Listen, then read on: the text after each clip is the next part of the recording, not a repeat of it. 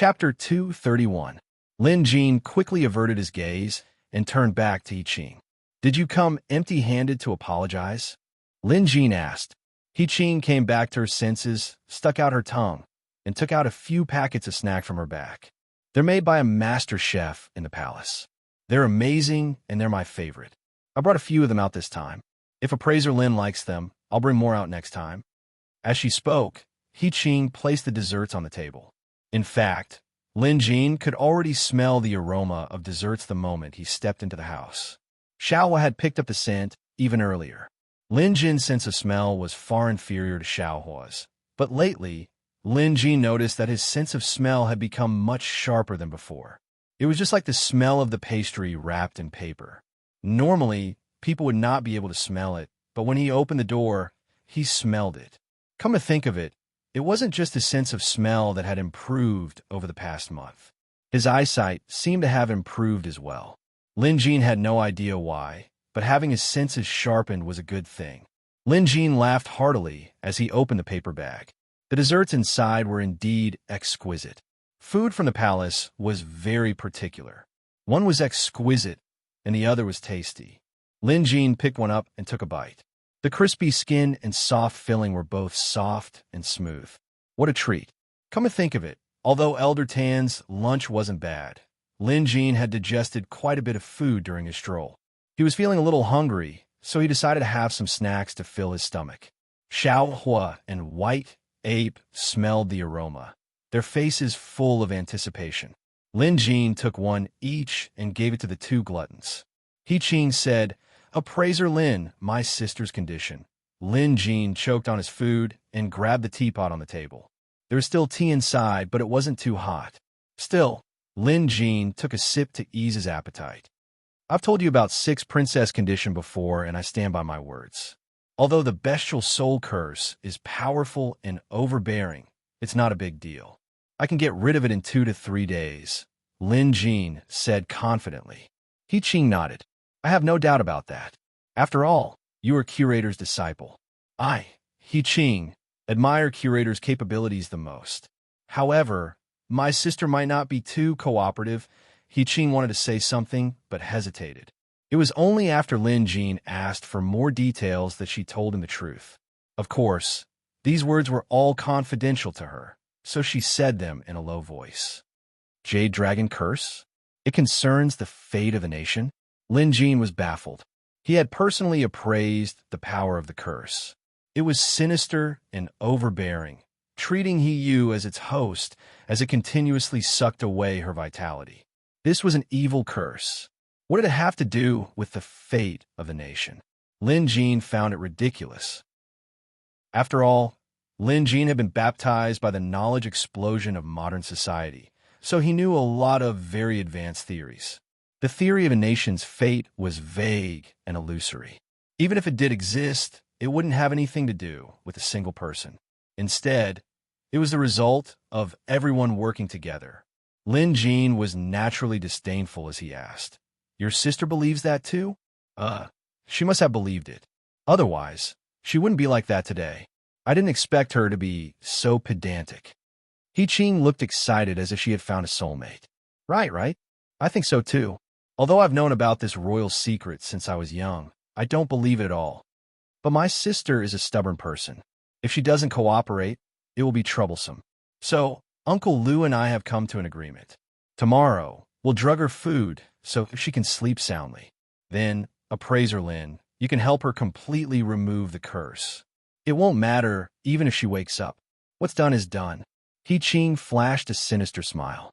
Lin Jin was dumbfounded. He didn't expect He Qing to come up with such an idea. More importantly, Lu Bin was the one who was fooling around with her. But after giving it some thought, it didn't seem like a bad idea. Although Lin Jin hadn't interacted much with the Sixth Princess, it was just as He Qing had said. She was an extremely stubborn person. If she really didn't want to seek treatment, Lin Jin couldn't use force. Drugging her was the best way to go about it. Hence, Lin Jin didn't say a word, silently agreeing to it. Their discussion had reached a conclusion. Lin Jin planned to do his best to remove the curse tomorrow. Although it might take some effort, it would be done once and for all. He Ching didn't say that she was leaving. Instead, she leaned over and whispered, "Appraiser Lin, your curator's disciple, so you must know him well. Tell me, what kind of person is curator?" Seeing her serious and curious expression, Lin Jean suspected that she was here mainly to uncover curator's secret. As for her sister, she was probably just here to ask. Initially, Lin Jean didn't want to discuss this topic. He could just reject her outright.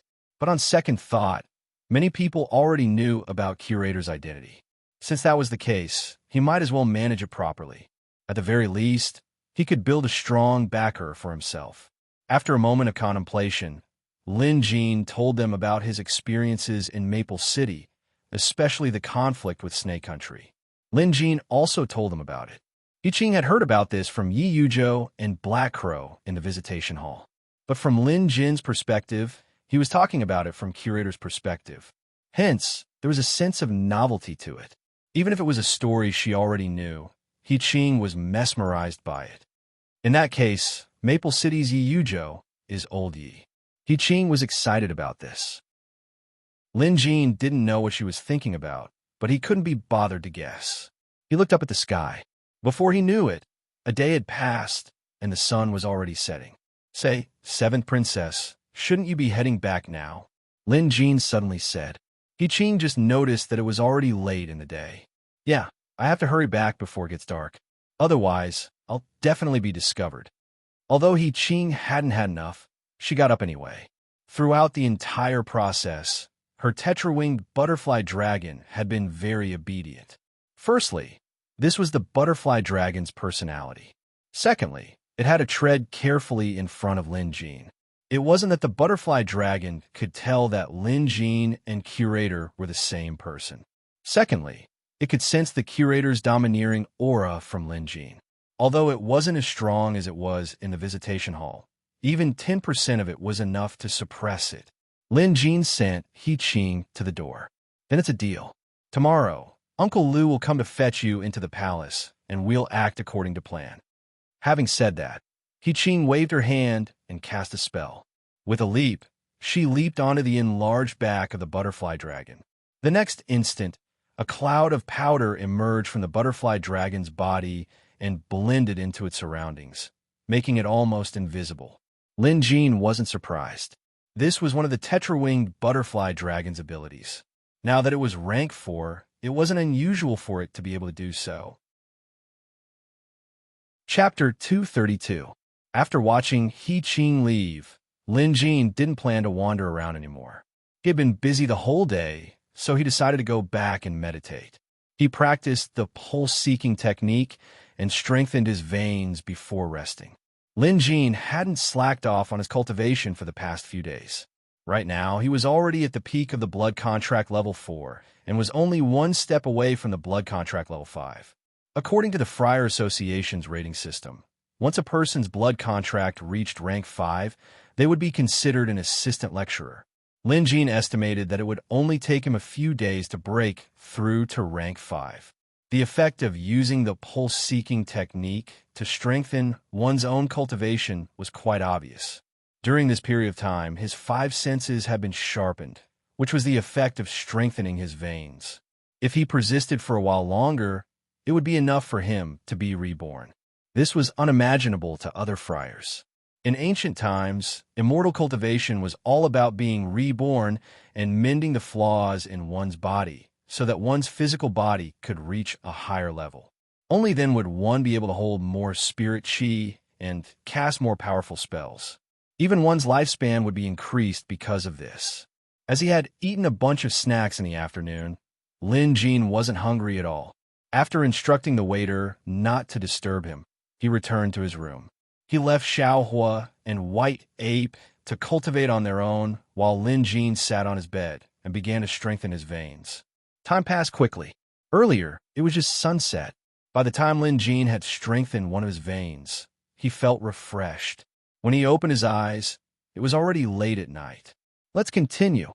Lin Jean took a deep breath and continued cultivating. Even in a bustling city like the royal capital, most places were silent at night without any lights. Only along the banks of the Jade Dragon River could there be some candlelight. In the darkness of the night, a dark shadow was shuttling through Jade Dragon Palace at a speed as quick as a phantom. It was silent, too. This dark shadow arrived at the palace where the sixth princess, Hiyu, was staying. After looking around, it leaped inside. Even though it was late at night, Hiyu was still awake. Usually, she would lie on her bed and slowly fall asleep. But today, she couldn't sleep, so she simply got up and read a book by candlelight. After reading 2 pages, she started spacing out. No one knew what was on her mind. This was one of her few hobbies. At this moment, the candlelight flickered as if there was a wind blowing.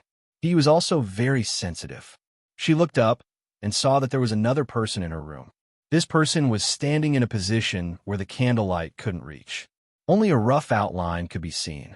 Just as he was about to shout for help, the black shadow opened its mouth and said something. Hiyu immediately widened her eyes and didn't shout. A moment later, the black shadow left, holding a golden ring that was emitting a halo of fire in his hand. Not long after the black shadow left, a dragon shadow flew out from the Jade Dragon Temple. It quickly arrived at the royal palace and rushed directly into Hiyu's palace. A dragon's roar resounded. Inside the inn, Lin Jin abruptly opened his eyes. The silver needles hanging around him also trembled slightly. I think I heard something earlier. Lin Jin strained his ears, but couldn't hear anything. Inside the house, Xiaohua and White Ape were both sleeping soundly, especially White Ape. This gluttonous fellow had recently been fond of eating, but was very lazy when it came to cultivation. Lin Jin had brought White Ape along to supervise its cultivation. If White Ape was left alone, it was unknown when White Ape would be able to completely master the art of transformation. Lin Jin didn't wake White Ape up right away. While he was cultivating earlier, he suddenly felt his heart palpitate, so when he opened his eyes, he couldn't feel anything. It was probably just his imagination. Then, he softly said, "Withdraw." The hundreds of silver needles around him glowed brightly before quickly returning to Lin Jin's sleeve. This was where Lin Jin usually stored his needles. These needles weren't regular ones either. They were coiled wire needles that Lin Jin refined using a unique sun and moon technique. In the beginning, Lin Jin only had 1 coiled wire needle. Over time, he now had over 100 coiled wire needles. If he were to fight someone to the death, someone like Yang Jie wouldn't even be able to take a single hit from him. The window wasn't closed, so Lin Jin walked over and looked at the royal capital under the night sky. All of a sudden, he sensed danger. A pitch-black arrow flew over, heading straight for Lin Jin's throat. With quick reflexes, Lin Jin dodged to the side. Thud! The arrow pierced the wall, followed by a putrid color and a foul stench. It was a poisoned arrow. Xiaohua was the first to wake up. He darted over at lightning speed and stood in front of Lin Jin to protect him. White Ape wasn't slow either. He leaped out of the window and disappeared into the darkness with a single leap. Lin Jin turned to look at the arrow, feeling a sense of lingering fear. If he had been just a little bit slower, even if the arrow had only scratched his skin a little, he might have lost his life. This poison was absolutely fatal. Who's trying to kill me? Lin Jin was baffled. This was his first time in the royal capital, and the number of people he knew here could be counted on one hand. Why would someone try to assassinate him on his first day here? Rage. Absolute rage. Fortunately, Lin Jin had been keeping a low profile, so he didn't lose his composure. With Xiaohua by his side to protect him, White Ape alone was enough. Although White Ape was only rank 3, he was a beast from the grassy continent. Moreover, he had cultivated the beast energy formation and demonic transformation. Even if he encountered a rank 4 beast, he could still put up a fight. What's more, the one who shot the arrow was obviously a human. If it was a human, it would be even easier. Lin Li didn't go out. He was too big of a target, so he hid inside the house and had Xiaohua keep watch. Lin Jin took a sip of herbal tea to calm himself down. Moments later, there was movement outside. White Ape had returned. White Ape was now slightly larger than before. He was now about the same height as a normal human being. His originally black fur was now replaced by white fur. His limbs were now thick and full of strength. That was beyond the limits of a human martial artist. Even if White Ape didn't practice anything and relied solely on his physique, he could still crush so-called martial arts experts. And now, he was carrying a person in his hand. This person wasn't moving at all. Lin Jin couldn't tell if he was dead or alive. Dressed in black, his face was covered in blood. Needless to say, the one who shot Lin Jin in the dark was this guy. "White Ape, did you kill him?" Lin Jin asked. White Ape looked at him innocently. Lin Jin went over to take a look. The man was badly injured. His chest was caved in, and he was barely breathing. White Ape must have killed him. White Ape couldn't be blamed for this. This man in black was obviously a professional assassin, so it was better for him to die than hurt White Ape. But by the looks of it, Lin Jin wouldn't be able to get anything out of him. Sure enough, the man soon breathed his last. Lin Jin even found some poisonous arrows on his body. White Ape also brought back something else. It was a crossbow. The crossbow's workmanship was decent and its strength was astounding. Lin Jin tested it and found that it was lethal within a range of at least 150 feet. It could even pierce through bricks. What's more, if the arrows were coated in poison, even a scratch would kill the target. Chapter 233. Who's trying to kill me? Lin Jin couldn't figure it out. He shouldn't have any enemies in the royal capital. Moreover, Lin Jin had always been a peaceful person. Even if he had enemies, they wouldn't fight to the death. At times like this, I have to trust the authorities, Lin Jin mumbled to himself. Lin Jin mumbled to himself. He was out of ideas. Although he had plenty of ways to deal with his corpse, why bother? He should just do what he had to do. Since someone was trying to kill him, he had to report it to the authorities. Hence, Lin Jin woke up the waiter and had him report to the authorities on his behalf. Before the sky brightened, the officials arrived. A constable and several coroner came to collect the corpse. At first, the constables spoke in a bureaucratic tone, wanting to take Lin Jin away for questioning. Lin Jin had no choice but to tell them Lu Bin's name. One of the constables had obviously heard of Lu Bin's name before. After giving Lin Jin a closer look, he knew the latter wasn't lying. After all, Lin Jin was an official rank 2 beast appraiser. Appraiser, it doesn't matter who you know. Now that there's been a murder case, you'll have to go back for questioning and recording. But don't worry, if there's nothing else after the questioning, I'll let you go back. The constable's tone was much friendlier now. At this, Lin Jin knew he couldn't avoid this, so he nodded and followed the constable. Once they arrived, there were specialized clerks to take notes, so Lin Jin told them the truth. There was no need for him to hide this matter. Moreover, the arrows that pierced through the guest room's walls and the man's crossbow served as evidence. These were all taken away by the constables as well. Halfway through the recording, an official walked in quickly from outside. Judging by his rank, he was definitely a high-ranking official. At the sight of this person, the officials immediately stood up and greeted him respectfully. Lin Jin knew about Jade Dragon Kingdom's official ranks. This person was the highest-ranking official in the royal capital. Any higher, and he would be an official in the royal court. Appraiser Lin, I apologize for offending you. My name is Zhang Mengliang, the royal capital's official. The official was very polite. Having said that, he turned to the constables and officials and reprimanded. Are you still not done recording? Oh no. The clerk immediately put down his pen. They weren't blind. Judging from the governor's attitude, they could tell that Appraiser Lin had an extraordinary background. He must have a powerful backer. Therefore, when doing things in Royal City, one had to be careful. Who knew when one would provoke an existence that one shouldn't provoke? Fortunately, they had been polite to the other party previously and couldn't find fault with him. Zhang Futai sent Lin Jin to the door. Sure enough, Lu Bin was standing outside. Lin Jin knew that it had to be Lu Bin who could elicit such courtesy from the governor. Lin Jin was now aware of Lu Bin's special status in Jade Dragon City.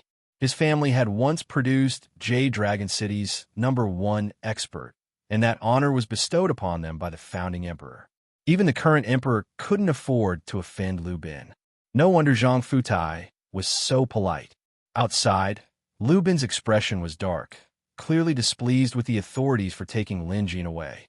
He didn't give Governor Zhang any face either. It was only after Lin Jin put in a few good words that Governor Zhang let the matter go. Lord Zhang, you are the governor of the capital city, and the security of the city is under your jurisdiction. Tell me, why would there be assassins? Lu Bin asked at this time. Zhang Mingliang thought, how would I know? I haven't even had the time to investigate yet. However, he didn't dare to talk back, so he could only smile helplessly and say, Lu Gong, I've already ordered my men to investigate this thoroughly. I believe there will be results soon. After all, this is a crime committed right outside the city. We must get to the bottom of this. These words were not entirely for Lu Bin's ears. In fact, this matter was also a matter of humiliation for him as the head of the prefecture. All right, I'll give you 3 days. If you can't find anything by then, don't blame me for having someone report you to the royal court. Lu Bin threatened before Lord Zhang left. Lu Bin wasn't too worried about Lin Jin. He knew how capable Lin Jin was, and that he had a rank 4 pet beast by his side. However, Lin Jin didn't tell him about the danger last night. The assassin had no intention of getting close to Lin Jin at all. Instead, he was using a crossbow to shoot from afar. If Lin Jin hadn't had sharp senses and dodged in time, even his rank 4 pet beast wouldn't have been able to save him. Lin Jin had thought about it. There was no such thing as killing intent in this world for no reason. There must be a reason why the assassin wanted to kill him. Lin Jin had only arrived at Jade Dragon City yesterday, so even if he wanted to offend someone, he wouldn't have had the time. Yesterday, Lin Jin had only been to 2 places. One was the Beast Appraisal Association. This place was peaceful, so there was no reason for him to offend anyone. The other was the palace to treat 6th Princess Hiyu's illness. If he had to choose one, Lin Jin knew the problem lay in this one. Combined with what He Qing told him yesterday about the royal family's secret Jade Dragon curse, it was hard for Lin Jin not to think in this direction. Appraiser Lin, leave this to Lord Zhang. He's a fair and impartial man. He's also an expert in investigating cases, Lu Bin said. Lin Jin nodded. Lu Bin was comforting him. The second thing Lu Bin said was that he would find a new place for Lin Jin to stay. His own manor. I'm just worried that Appraiser Lin might run into danger again. As long as you don't mind, it's fine. Lin Jin nodded. Why would I mind? It'd be great if I could stay in Lu Manor. And so, the matter was settled. Lu Bin didn't know much about the assassin, so he didn't know what to say, so he kept quiet. However, the more he kept quiet, the more Lu Bin suspected that Lin Jin was attacked because he was treating the 6th princess's illness. We shouldn't delay this matter any longer. The sooner we're done, the better, Lu Bin said on their way back. Lin Jin understood. Give me 6 hours today. That's more than enough. Lin Jin expressed his stance. Lu Bin looked excited at this. If anyone else had said this, he wouldn't have believed it. But Lin Jin was different. Since he said he could solve the problem today, it should be true. All right, once this matter is resolved, I'll do anything you ask of me in the future. A man's words were worth their weight in gold. Lin Jin didn't doubt Lu Bin's promise. Since there was an invisible hand interfering with his treatment of Hiyu, Lin Jin decided that he would remove that bestial soul curse today to prevent any future troubles. Unlike yesterday, there were more guards at the palace gates, and they barred Lin Jin's way, forbidding him from entering. Even Lu Bin's anger didn't help. Appraiser Lin, please wait a moment. Lu Bin was seething with murderous intent. Even an idiot could tell that someone was obstructing him on purpose. Lin Jin was no fool. Only the Jade Dragon Kingdom's emperor could issue such an order in the palace. Even if it was someone else, who would dare to do so without the emperor's approval? Lu Bin was clearly going to cause trouble. Noticing that things were getting out of hand, Lin Jin quickly held him back. They couldn't act rashly at a time like this. The other party might be waiting for Lu Bin to cause trouble. Mr. Lu, they're stopping me. You can come and go as you please. I have something here for you to bring in, and Lin Jin whispered into Lu Bin's ear. Chapter 234. Lu Bin looked down to see that Lin Jin had given him a silver needle that glowed with a golden light. This silver needle was clearly something extraordinary. Once it touched his hand, Lu Bin felt like he was holding a precious sword. Mr. Lu, have you memorized it? Lin Jin instructed. Lu Bin nodded. Use this needle to prick the sixth princess' right pinky finger and drain all the black blood. If there are special circumstances, you must also leave this needle somewhere close to the sixth princess. I've memorized it. All right, go ahead. With a wave of Lin Jin's hand, Lu Bin immediately hid the needles in his sleeve before entering the palace. Meanwhile, Lin Jin waited outside the palace. Lu Bin walked quickly. Today's matter had been a little strange from the beginning. Clearly, the martial law in the palace was an order from the emperor. There was no doubt about this. Could it really be because of the seventh princess' bestial soul curse? Was the emperor really trying to stop Appraiser Lin from treating the princess? Was the emperor willing to sacrifice his daughter's life for the sake of a so-called rumor? Lu Bin was fuming. Putting aside how ridiculous this was, even if Jade Dragon Kingdom's fate was tied to the sixth princess, so what? If Lu Bin were in his shoes, he would never sacrifice the sixth princess to save the nation's fate. He Qian, it's a shame that the Valley Master fell in love with you back then. Even after she passed away due to illness, you treated her only daughter like this. I, Lu Bin, am indebted to the Valley Master, so how can I watch the sixth princess die from her curse? Even if I have to turn Jade Dragon Kingdom upside down, I won't allow you to do something so heartless. Lu Bin gritted his teeth and hastened his pace. Soon, he arrived at He Yu's palace. However, when he reached the entrance, he saw many imperial guards.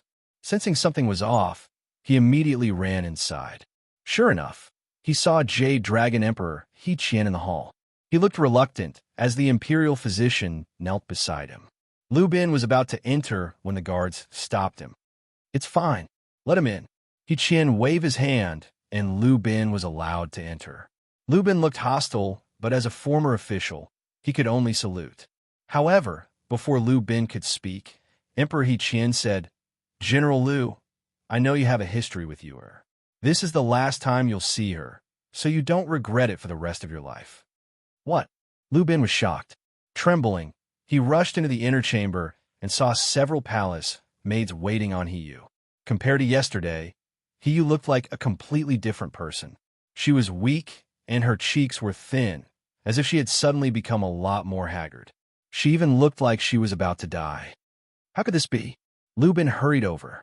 He Yu was already unconscious, and her breathing was shallow. Lu Bin could even sense a thick aura of death around her. He thought of something and immediately lifted the blanket to look at He Yu's right hand. Sure enough, the golden ring on He Yu's right pinky finger had disappeared without a trace. The originally pitch-black pinky finger had also returned to its original color. Lu Bin already knew what had happened. At this moment, he could only feel his chest burning with rage. He had a fiery temper to begin with, and now that he was enraged, he couldn't care less about the rules and laws. He chased all the palace maids away and walked out. He no longer bowed to Emperor He Qian. She even called him by his name. He Qian, even a vicious tiger won't eat its cubs. As a father, how could you be so cruel? Lu Bin glared at He Qian, throwing caution to the wind and rebuking him. How dare you? How dare you? The guards drew their blades to protect Lu Bin, but Emperor He Qian remained calm. He waved his hand and dismissed the guards. Your Majesty, don't worry, General Lu won't harm me. You may leave. The guards looked at each other, sheathed their blades, and left. All of you may leave as well. He Qian dismissed the imperial physicians as well. Only He Qian and Lu Bin were left in the room. General Lu, you and I were like brothers back then. Your father, Lu Yaogong, was a pillar of the country. The imperial ancestor once bestowed the title of Venerate to the Lu family for 3 generations, so I won't hold it against you for disrespecting me. He Qian looked to be about the same age as Lu Bin, but his yellow robe gave him a dignified air. Lu Bin had also calmed down by now. He Qian, the sixth princess's condition clearly improved yesterday. She was no different from a normal person, but after one night, she's in this state. Let me ask you, where's the ring on her right pinky? Lu Bin knew the key. He had seen this ring before, and Lin Jin had also told him that the ring contained a unique fire element that could seal the curse. Now that the ring was gone, the curse was released, and he was in this state. Emperor He Qian's expression shifted, but he still retrieved the golden ring from his chest. It's really you. Lu Bin tried to snatch it back, but He Qian smiled.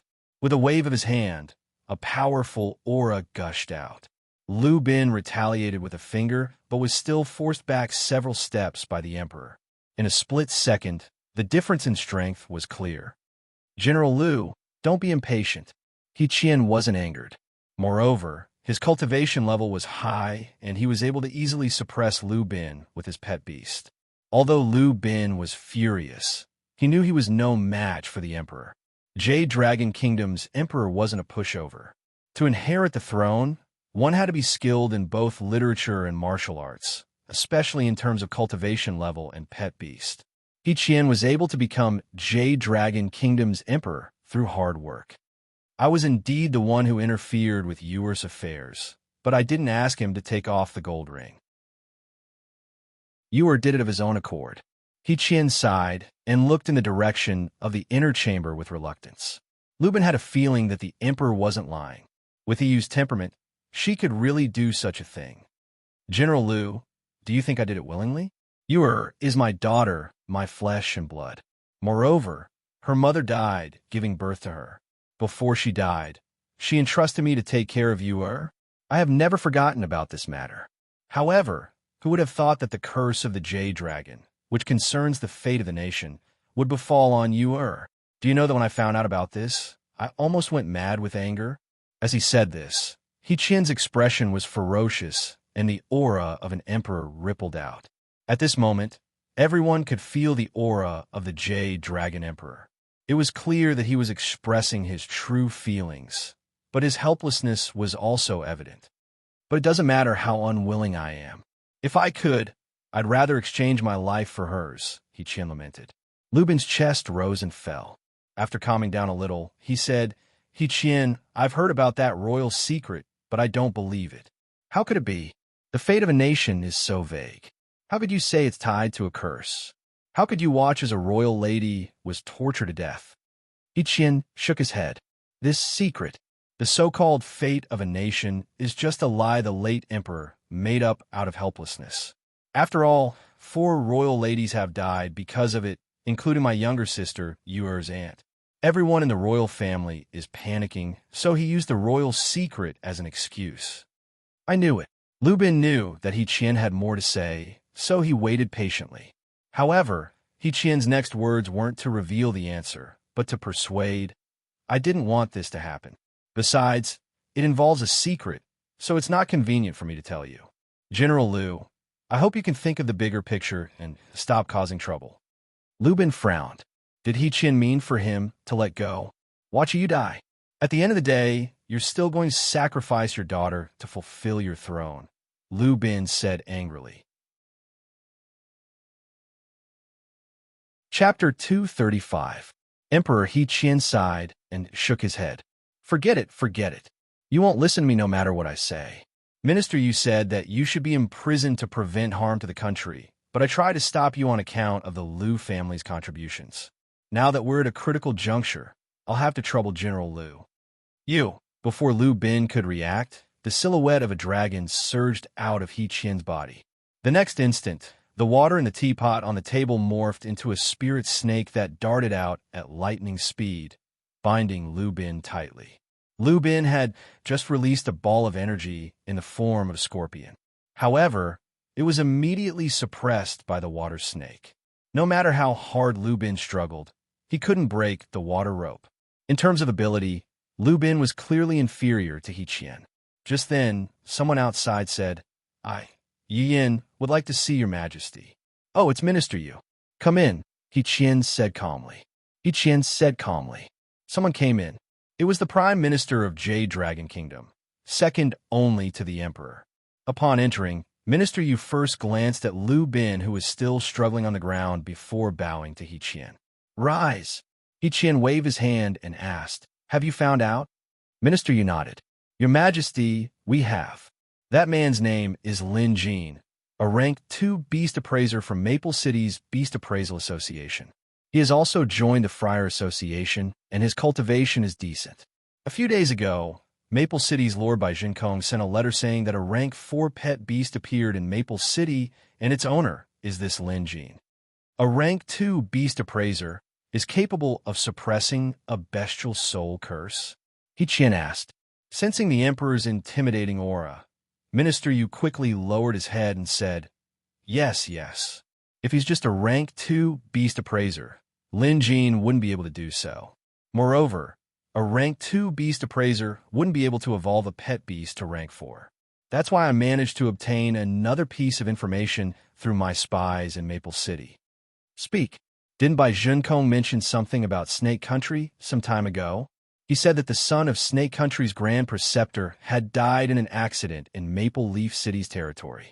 The Grand Preceptor was enraged, but the murderer was rescued by someone. At that time, the experts of Snake Country had already surrounded the murderer on a lonely mountain. Who would have thought that Yi Yuzhou would appear halfway? Minister Yu paused for a moment. Seeing that there was no change in the emperor's expression, he continued, I don't know what got into Yi Yuzhou at that time, but he actually helped the murderer. Even when the Snake Country State Preceptor came personally, Yi Yuzhou didn't back down. Yi Yuzhou was a member of the State Guardians Department after all and possessed a rank 4 pet beast, so he was evenly matched with the Snake Country State Preceptor. With the help of the murderer, the Snake Country State Preceptor left in anger, threatening to start a national war. He Qian nodded. I'm aware of that. However, Snake Country clarified that the war between nations was nothing and that they were willing to establish friendly relations with Jade Dragon Country. That's right.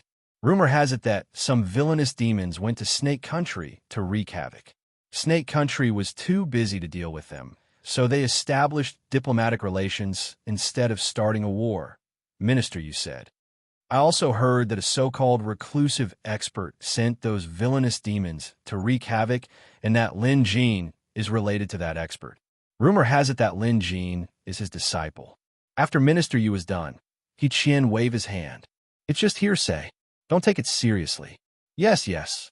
But that Lin Jin does have some tricks up his sleeves. Otherwise, how could he have suppressed the 6th princess curse? Although it's just a rumor, there might be some truth to it. After Minister Yu finished speaking, Emperor He Qian remained silent, deep in thought as well. Minister Yu, go and meet that appraiser Lin. Tell him to go back. He Qian waved, seemingly tired. Minister Yu nodded. Glancing at Liu Bin, who was tied up by the water snake, he asked softly, Your Majesty, General Liu, I will have him under strict supervision. He won't be allowed out for the next few days in case he tries to ruin things. Having said that, He Qian waved his hand. Minister Yu bowed and retreated. Men, lock General Liu up in the imperial prison and seal his spirit. Without my order, no one is to see him. At He Qian's command, the palace guards entered and carried the restrained Liu Bin out. He Qian was left alone. He went to the inner chamber and looked at He Yu, who was lying on the bed. He sat down and watched quietly. Outside the palace, Lin Jin had been waiting for a long time. He knew something must have happened. If Liu Bin had pierced his needle into He Yu's right pinky finger, the curse would have been triggered and Lin Jin would have sensed it. But now it was quiet inside. Nothing had happened, and there was no fluctuation of spirit energy either. This was clearly abnormal. Looking at the guard at the door, there were at least 30 of them. They were all armored and had pet beasts following them. After a while, a man dressed in an official's uniform came over with a troop of soldiers behind him. Using his spiritual eye, Lin Jin could vaguely see the silhouette of a dragon coiling around the man's body. Needless to say, this man was rich and noble. If Lin Jin wasn't mistaken, his pet beast was some sort of dragon. Dragons were hard to find in this world, and all of them were noble creatures. How could an average person have a dragon as a pet beast? Moreover, Lin Jin could tell from this man's attire that he was a high-ranking official. While Lin Jin was pondering, the man approached him. Are you looking for me? Lin Jin asked calmly. Are you Lin Jin of Maple City? Minister Yu was a man of high status, so he was naturally superior to Lin Jin. He saluted Lin Jin.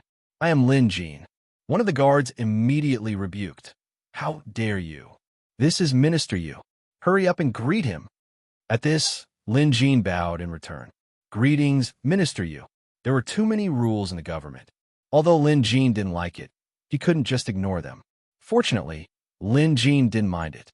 It was just a bow, nothing much. Minister Yu chuckled. It's fine, it's fine. Recently, Maple City Lord sent a letter to inform us that our Jade Dragon Kingdom has a new rank 4 guardian beast. You must be the lord of these beasts, right? Minister Yu looked amiable.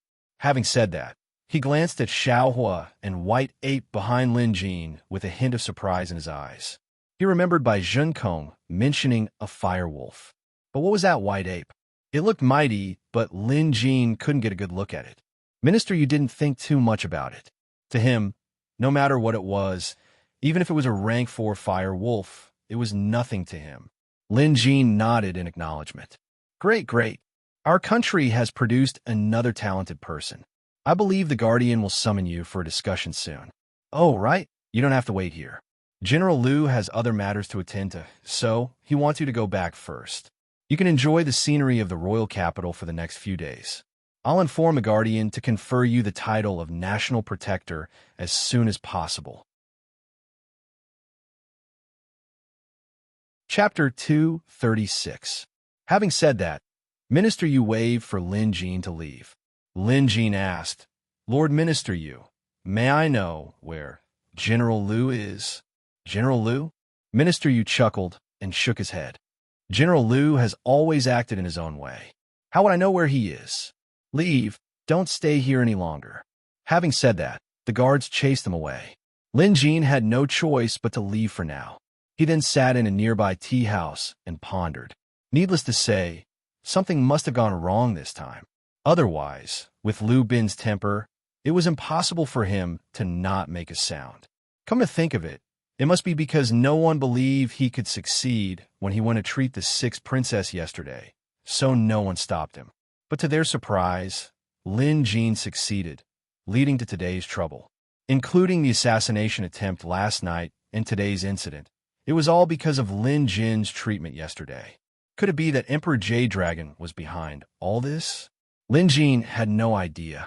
He just felt that if Emperor Jade Dragon did this, it would be a little despicable. But at the very least, it must be an order from the Emperor to keep Lin Jin out of the palace. Also, since there was no news of Liu Bin, he was most likely trapped, or even locked up. If Lin Jin allowed this to continue, he would definitely get into more trouble. Minister Yu's words earlier were already a threat. He wanted Lin Jin to stop now. That way, he wouldn't be dragged into any more trouble with his position and salary. Perhaps this was an option. Lin Jin wasn't the type of person who liked to cause trouble, but he couldn't just let this matter slide. The reason was simple. He had promised Ti Qing and Liu Bin. Since he had made a promise, how could he give up halfway just because of a little trouble? He might even run away in fear. No, that wasn't something a human should do. Lin Jin had Xiaohu come over. He pressed a hand on the wolf's head and began chanting. Sparks danced in Xiaohu's eyes. Lin Jin closed his eyes and felt his body shuttling. The next instant, Lin Jin used spirit observation to connect with the golden needle he had nurtured with his psyche. He was the one who gave that golden needle to Liu Bin to bring into the palace. Back then, Lin Jin sensed that something was amiss. Knowing that Liu Bin might not be able to enter the palace, Lin Jin gave that golden needle to Liu Bin. Unexpectedly, Liu Bin didn't even have the chance to use this golden needle. But that didn't matter. Lin Jin's golden needle wasn't as simple as it seemed. Although his cultivation of the pulse-seeking technique was still shallow, this technique was full of wonders. The Psyche Golden Needle was one of the more impressive moves. During the refinement, one had to infuse one's divine sense with it. As long as the distance wasn't too far, one would be able to sense the golden needle and place one's divine sense on it. Of course, in terms of spells, this was a very advanced spell. It could even be considered a supernatural power. Hence, Lin Jin needed to borrow a spirit. It could only be cast by borrowing the spirit energy of his pet beast. At the same time, in the Imperial prison, Liu Bin was completely disheartened. His body was bound by the spirit's sealing talisman, so he couldn't move, nor could he exert any force. Fortunately, Liu Bin knew that they still had a glimmer of hope. This hope rested on Lin Jin. However, Lu Bin was curious as to why Lin Jin had instructed him to leave the Golden Needle as close to the Sixth Princess as possible should there be any trouble. Back then, he knew something was wrong. After chasing away the palace maids, he secretly placed the Golden Needle on He Yu's bed before leaving to question the Emperor. Hence, after casting the spell, Lin Jin used his psychic eye to observe the situation. He discovered that the Golden Needle was on He Yu's bed, and next to her was a dead He Yu. Since Lin Jin had cast a spell and wasn't there in person, he didn't have the same five senses as a human. He could only use his psychic eye to observe, but he couldn't hear anything. Even if he could only observe from a very close distance. Upon seeing He Yu's condition, Lin Jin immediately understood what was going on. It was obvious that the bestial soul curse that he had spent so much effort to seal yesterday had been broken. Needless to say, the golden ring had been taken as well. Thus, the bestial soul curse was activated, and He Yu fell sick and fell unconscious. The situation was too dangerous. Although Lin Jin had a way to cure He Yu's curse, he was still at a loss. After all, he couldn't enter the room himself in this situation. Fortunately, he had the Golden Needle he refined using his psyche. Otherwise, Lin Jin wouldn't be able to do anything and could only watch He Yu die. In her current state, she wouldn't be able to last until nightfall. Divine flame as the will, metal as the needle. Raise the spell, raise the needle. Lin Jin took a deep breath and cast the spell. In an instant, a gust of wind appeared out of thin air in the tea house he was in. Warmth filled the air. Xiao Hua's eyes widened as half of his spirit energy had been sucked away. If Xiao Hua was in such a state, Lin Jin was even worse off. It was his first time using this technique, and he almost fainted. If Lin Jin hadn't bitten the tip of his tongue and forcefully stabilized his psyche, his efforts would have been in vain due to the lack of spirit energy. Gritting his teeth, Lin Jin activated the Golden Needle. Inside He Yu's room, the Golden Needle emitted a golden glow before levitating into the air and piercing into He Yu's body at lightning speed. In the blink of an eye, several important acupoints in He Yu's body were sealed. Then, the Golden Needle remained in her body to protect her heart. This was the best Lin Jin could do right now. With his Golden Needle, He Yu wouldn't be completely devoured by the bestial soul curse. When he was done, Lin Jin opened his eyes. He was drenched in sweat. Casting a spell across space consumed a lot of energy. Even though he could borrow strength from Xiao, Lin Jin was still exhausted and couldn't recover even after a long while. The tea house's waiter was terrified as well, thinking, this young man is so young. Why would he sweat so much just from drinking tea? Why is he so weak? When he came over to pour some hot water, the waiter even kindly introduced Lin Jin to a famous doctor in the royal capital, saying that the doctor's prescription was for treating kidney yang deficiency. Lin Jin was dumbstruck.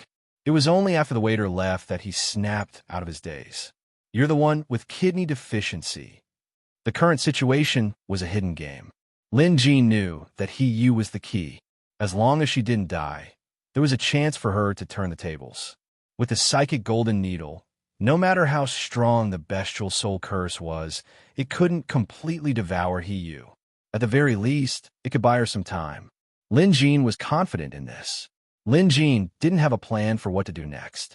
After all, he didn't have anyone he could talk to. Lu Bin wasn't around, and neither was He Qing. For now, he could only wait and see. Innkeeper, bill please. After taking a few sips of tea to recover some energy, Lin Jin got up and left. He went straight to Lu Manor. Although he knew that Lu Bin might have been forced to stay in the palace, he still had to confirm it. Lu Manor wasn't huge, but it was simple and unadorned. The entire house probably had a history of more than 100 years. When Lin Jin arrived, there was an old man sweeping the floor in front of the door. After asking, Lin Jin learned that he was the Lu family's butler. Chapter 237. Master hasn't returned yet. If you're an old friend of Master's, please come in and wait.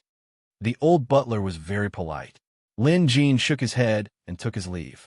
Before he left, he reminded the butler that if Lu Bin returned, he must inform him that Lin Jin had come see him. The current situation was unclear, and Liu Bin couldn't even protect himself. So what if Lin Jin stayed at the Liu family's residence? He might even get dragged into it. What if someone who wasn't afraid of death decided to come and try to assassinate him? It wouldn't be wise to ruin that inn.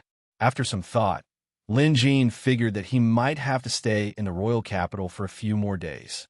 He might not be able to hold out for more than 10 days. If that was the case, he might as well rent a secluded courtyard. After all, Lin Jin didn't lack money now. He would just do it. There were specialized shops in the city, and there was a broker who could handle such matters. However, it was something that could be done with money. To save himself some trouble, Lin Jin let the broker handle everything. Even so, he had to make several trips to choose a courtyard. Fortunately, everything was ready before sunset. The house was decent and secluded enough. Although it was a little old, everything inside was new, so it was neat and elegant. Lin Jin paid the broker, and he returned in satisfaction. And so, Lin Jin stayed here. Xiao Hua and White Ape were familiarizing themselves with the environment, sniffing around while Lin Jin went straight into the house. After a long day of running around, especially casting spells in the morning, he was exhausted. He needed to sleep, a good, long sleep. Xiao Hua, White Ape, stand guard outside. If a friend comes to visit, let him in. If he's a criminal, it'll be best if you can subdue him. If you can't keep him alive, don't keep him, Lin Jin instructed before going back to bed. He was truly exhausted. Casting the Psyche Golden Needle from thousands of feet away had taken such a huge toll on him. Lin Jin was a little too careless. Come to think of it, even during the era of ancient immortals, this was considered a remarkable spell. Soon, snoring sounds could be heard. Xiao Hua and White Ape stood on either side of Lin Jin, one lying on the ground while the other sitting. Xiao Hua didn't need to be mentioned. White Ape had a mischievous personality, but he was afraid of Lin Jin. Whatever Lin Jin said, he would never disobey. Time passed quickly. By the time the sun rose the next day, Lin Jin had slept soundly. On the bed, Lin Jin stretched lazily, feeling his bones and joints crackling. His physical body felt much stronger than before. Opening his eyes, Lin Jin got up and headed outside. However, just as he reached the door, Lin Jin caught a whiff of blood. When he walked into the courtyard, he saw 5 people lying neatly on the ground. 2 of them had external injuries, one had a collapsed chest, and one had bite marks on his body. It was obvious that they were killed by White Ape and Xiao Hua. The last one had black blood flowing out of his mouth and nose. He had probably committed suicide by taking poison. At the sight of Lin Jin, Xiao Hua and White Ape gestured anxiously. Lin Jin understood that the criminals must have come after nightfall. 2 of them were killed on the spot, while the other 3 must have committed suicide by consuming poison after being captured, afraid that their secret would be exposed. Or a death warrior. Lin Jin was puzzled. He took a closer look and asked Xiao Hua and White Ape. Although they couldn't explain it clearly, they had a rough idea. These 5 people probably weren't assassins like the night before. They were just tailing Lin Jin. However, they couldn't evade Xiao Hua and White Ape's senses, so they lost their lives. In other words, Lin Jin was being targeted, and the culprit had a powerful background. After all, even a death warrior had been dispatched. Or was it because he was treating Hiyu's illness? Things were getting out of hand. Looking at the 5 neatly arranged corpses on the ground, Lin Jin was a little worried. After some thought, he decided to report this to the authorities. That would be the safest way.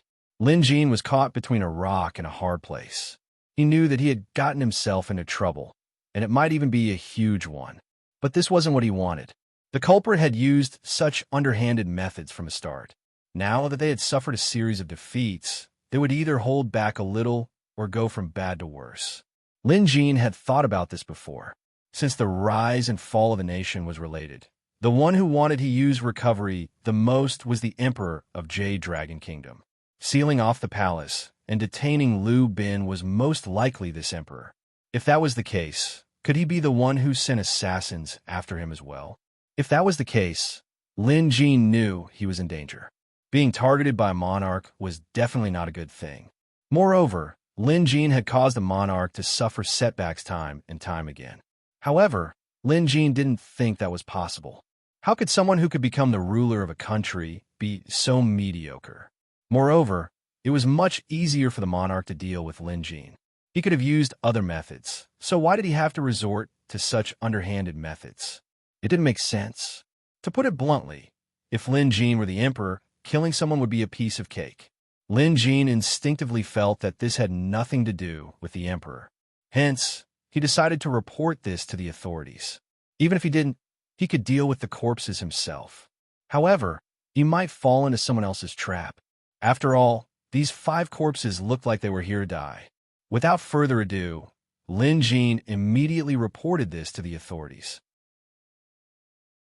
This time, things went smoothly.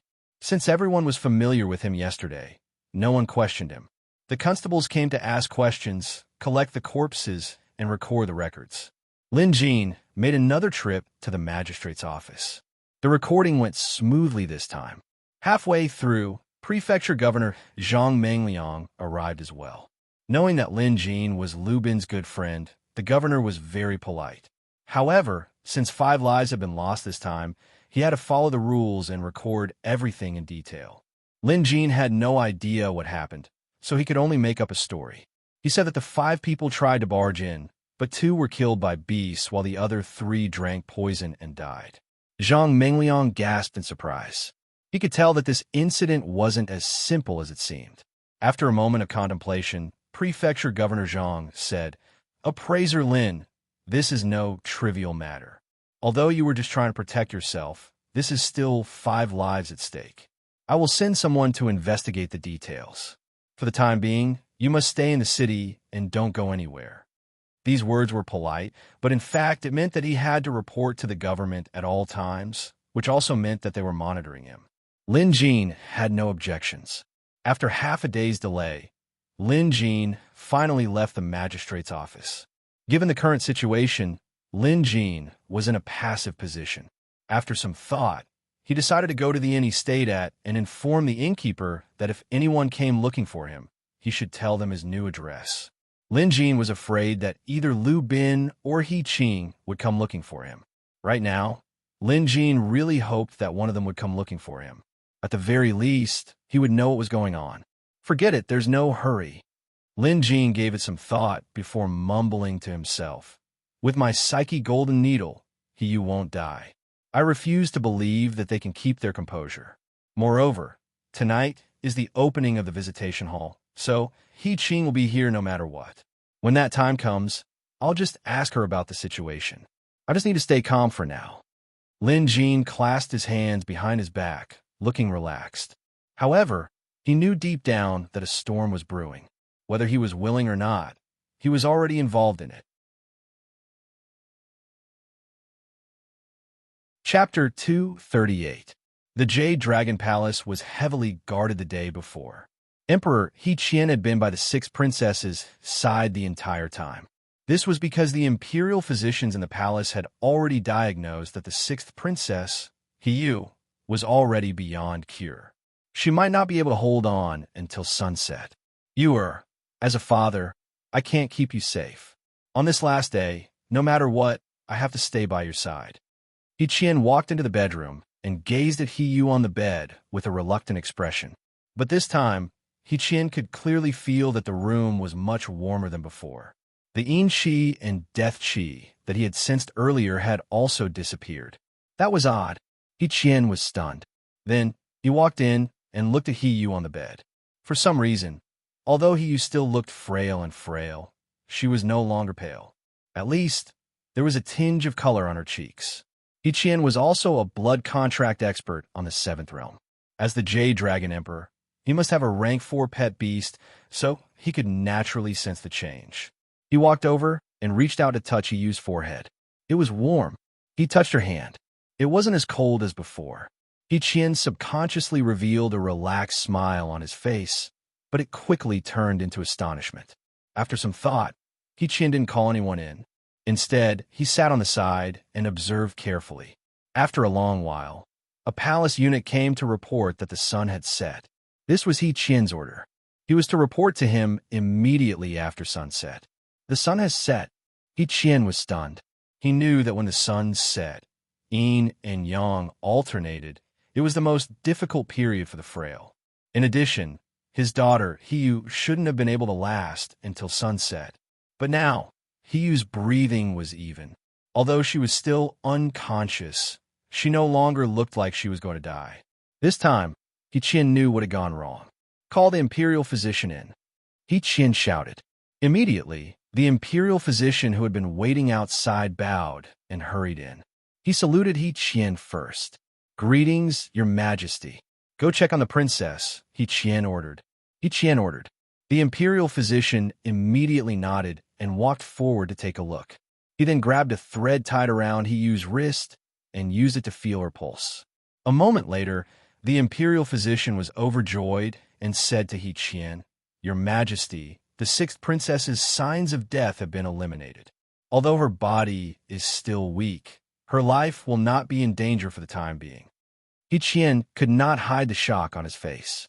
He confirmed it for a moment before letting the imperial physician leave. At this moment, He Qian's expression changed. He wanted to ask the guards if anyone had snuck in today, but after thinking about it, he realized that it was impossible. That was because he had been outside for the entire day. With his cultivation and perception, if someone were to sneak in, he would have sensed it long ago. Moreover, there were no other entrances or exits in the house, so it was impossible for anyone to sneak in. Could it be that Yuer is not fated to die? He Qian mumbled to himself. Then he shook his head. Those who have been cursed by this beast's soul definitely won't be able to live to adulthood. Moreover, the Jade Dragon soul has already. It could be said that He Qian was perplexed. Unconsciously, He Qian thought of the person who almost got rid of the beast's soul curse. Maple City, Lin Jin. Could this have something to do with Lin Jin? He Qian didn't think too much about it.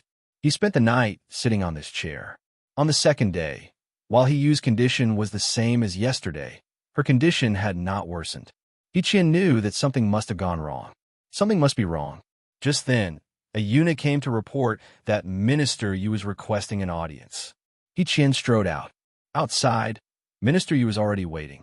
At the sight of the emperor, Minister Yu immediately stepped forward with a solemn expression. Your Majesty, the dragon deity was enraged last night at the dragon temple. He Qian's expression changed slightly as he asked, Minister Yu, why was the dragon deity enraged? Minister Yu turned to look at the inner chamber. Your Majesty, is the sixth princess all right? This question was both a question and an answer. He Qian couldn't hold it in this time. With an angry expression, he asked, What? The dragon deity can't even wait for a few days? Minister Yu stepped forward. He could have waited, but the dragon deity was severely injured during his night cruise and is in urgent need of recovery. Enough. He Qian slammed the table. Minister Yu didn't say anything else. He knew that the emperor was aware of the severity of this matter. Without the sacrifice, Jade Dragon Kingdom would be doomed. I've already ordered the palace to be sealed off, and I haven't ordered anyone to treat the sixth princess. If the dragon deity wants the sacrifice, he can just come and get it himself. Do you think I can stop him? He Qian was currently gritting his teeth. He wasn't his usual authoritative self. This, Minister Yu pondered before saying, the dragon deity said that someone is using supernatural powers to protect the sixth princess heart meridian, preventing the final sacrifice from being completed. He Qian was surprised. No one has visited the sixth princess since yesterday morning. Who could use supernatural powers? Humph, the dragon deity's words can't be trusted. Minister Yu could only advise, Your Majesty, please calm down. Jade Dragon Kingdom's rise and fall depends on this. At this critical juncture, we can't afford to make any mistakes. If the sacrifice fails, the dragon deity will be enraged. Not only will he take back the Jade Dragon pet beast he bestowed upon the princess, but it will also lead to a disaster. If enemies invade again, Jade Dragon Kingdom will be in danger. Having said that, he bowed and didn't get up. He Qian's expression flickered before he finally wore a helpless expression. Minister Yu, You're an important official of the royal court and have been blessed by the dragon deity with a jade dragon pet beast. Let me ask you, what should we do now? Your Majesty, in my opinion, Maple City's Lin Jean must have something to do with the dragon deity's inability to obtain the sacrifice. The dragon beast was heavily injured because of the golden ring he left behind. Although I don't know how he did it this time, he must have something to do with the dragon deity's supernatural powers. If we want to appease the dragon deity's anger, we can only send someone to capture this man and send him to the dragon temple for the dragon deity to decide. He Qian's face was expressionless as he suddenly asked, "Were you the one who sent someone to assassinate Lin Jean?" Shocked, Minister Yu hesitated for a moment. Knowing that he couldn't hide this from the emperor, he nodded. Your Majesty, I'm only thinking of the bigger picture. That Lin Jean is talented enough to suppress the curse, but he would surely offend the dragon deity. Out of two benefits, I have to choose the lesser of two evils. Minister Yu looked at Lin Jean in shock. Having said that, Minister Yu paused before continuing. Moreover, the dragon deity's might is unparalleled. If we could fight back, the royal family wouldn't have watched as the four princesses were. That's enough. He Qian waved his hand. Having said that, he pointed to the pile of memorials on the table and said, "Today, the National Guard has sent over these memorials. Not only did Maple City's city lord recommend Lin Jean, even Yi Yuzhou has recommended him to join the National Guard. According to the rules, any citizen of our country, be they officials, merchants, or commoners, as long as they have a rank 4 pet beast, they can join the National Guard and be conferred a noble title. Minister Yu, I won't hold you accountable for what you've done, but don't do something like this again." Got it? Minister Yu panicked. Your Majesty, this, also, tell the dragon deity that Jade Dragon's royal family will continue to honor the contracts signed by our ancestors. If there's an outsider helping them, the dragon deity will take care of it. Remember, Jade Dragon's royal family doesn't owe the dragon deity anything. Chapter 239. It was obvious that He Qian had made up his mind. Although Minister Yu was reluctant, he couldn't disobey, so he accepted the order and retreated. Once outside, Minister Yu's expression flickered with uncertainty. Without any hesitation, he headed for the Jade Dragon Temple. Inside the house, He Qian lowered his head in deep thought. Although what he said earlier was a little impulsive, He Qian knew that he couldn't just give in to the dragon deity. And he wasn't wrong. The Jade Dragon royalty had received benefits from the dragon deity, even protection. But at the same time, the dragon deity had also received sacrifices from the four princesses. Strictly speaking, they were just taking what they needed. Why did the dragon deity have to solve his own problems? Or was the so-called invincible dragon deity only SOSO? As an emperor, He Qian had to consider the bigger picture. He had to give up what needed to be given up, just like his daughter He Yu. Although she was his most beloved daughter, ever since she was possessed by the curse, He Qian knew what would happen to her. Even so, He Qian couldn't change anything. All he could do was silently allow this to happen. After all, this Jade Dragon curse was a contract the royal ancestors had signed with the dragon deity. In every generation, a royal daughter would be chosen to be sacrificed to the dragon deity, while the dragon deity would bestow upon the royal elites a Jade Dragon pet beast to ensure the safety of the Jade Dragons. However, He Qian wasn't blind, nor was he a fool. The dragon deity had indeed given a Jade Dragon pet beast, but he had suppressed the power of the blood contract. In other words, if his pet beast were to fight the dragon deity one day, it would definitely turn on him on the spot, and the blood contract wouldn't be able to control it. As for the promise of ensuring the safety of the Jade Dragons, that was a lie. If the Jade Dragons were in trouble, they would have to solve it themselves. The dragon deity only stayed in the temple to enjoy the offerings of the royal family. Other than bestowing a few Jade Dragon pet beasts, there was nothing else he could do. Psychologically speaking, He Qian had long been dissatisfied with this. But because the dragon deity was too intimidating and had a Jade Dragon as his pet beast, there was nothing he could do about it. But now, He Qian sensed a sign of a breakthrough. It was Maple City's Lin Jean. Initially, He Qian knew about his first visit, but he didn't pay much attention to it. After all, over the years, Lu Bin had found countless so-called famous doctors from outside, and almost all of them were helpless against the power of Hiyu's curse. Only a few of them could adjust her body and make Hiyu feel slightly better, but it was still a drop in the bucket. However, Lin Jin was the only one who had such an immediate effect on his first day here. He was able to suppress the bestial soul curse. Hiqian never expected this to happen. That night, the dragon god's avatar had been heavily injured. Although this matter was kept a secret, Hiqian knew about it. Since then, Hiqian had been keeping an eye on Lin Jin from Maple City. His attention wasn't as simple as having Minister Yu investigate Lin Jin. In fact, Hiqian's attention toward Lin Jin far exceeded what he let on the surface. In addition, Hiqian's understanding of Lin Jin was much deeper than anyone could imagine. "Guards," Hiqian said, and an inner guard came in immediately. These inner guards were Hiqian's trusted aides. "Your Majesty, please instruct us." The inner guard knelt down and bowed. Hiqian was fiddling with something in his hand.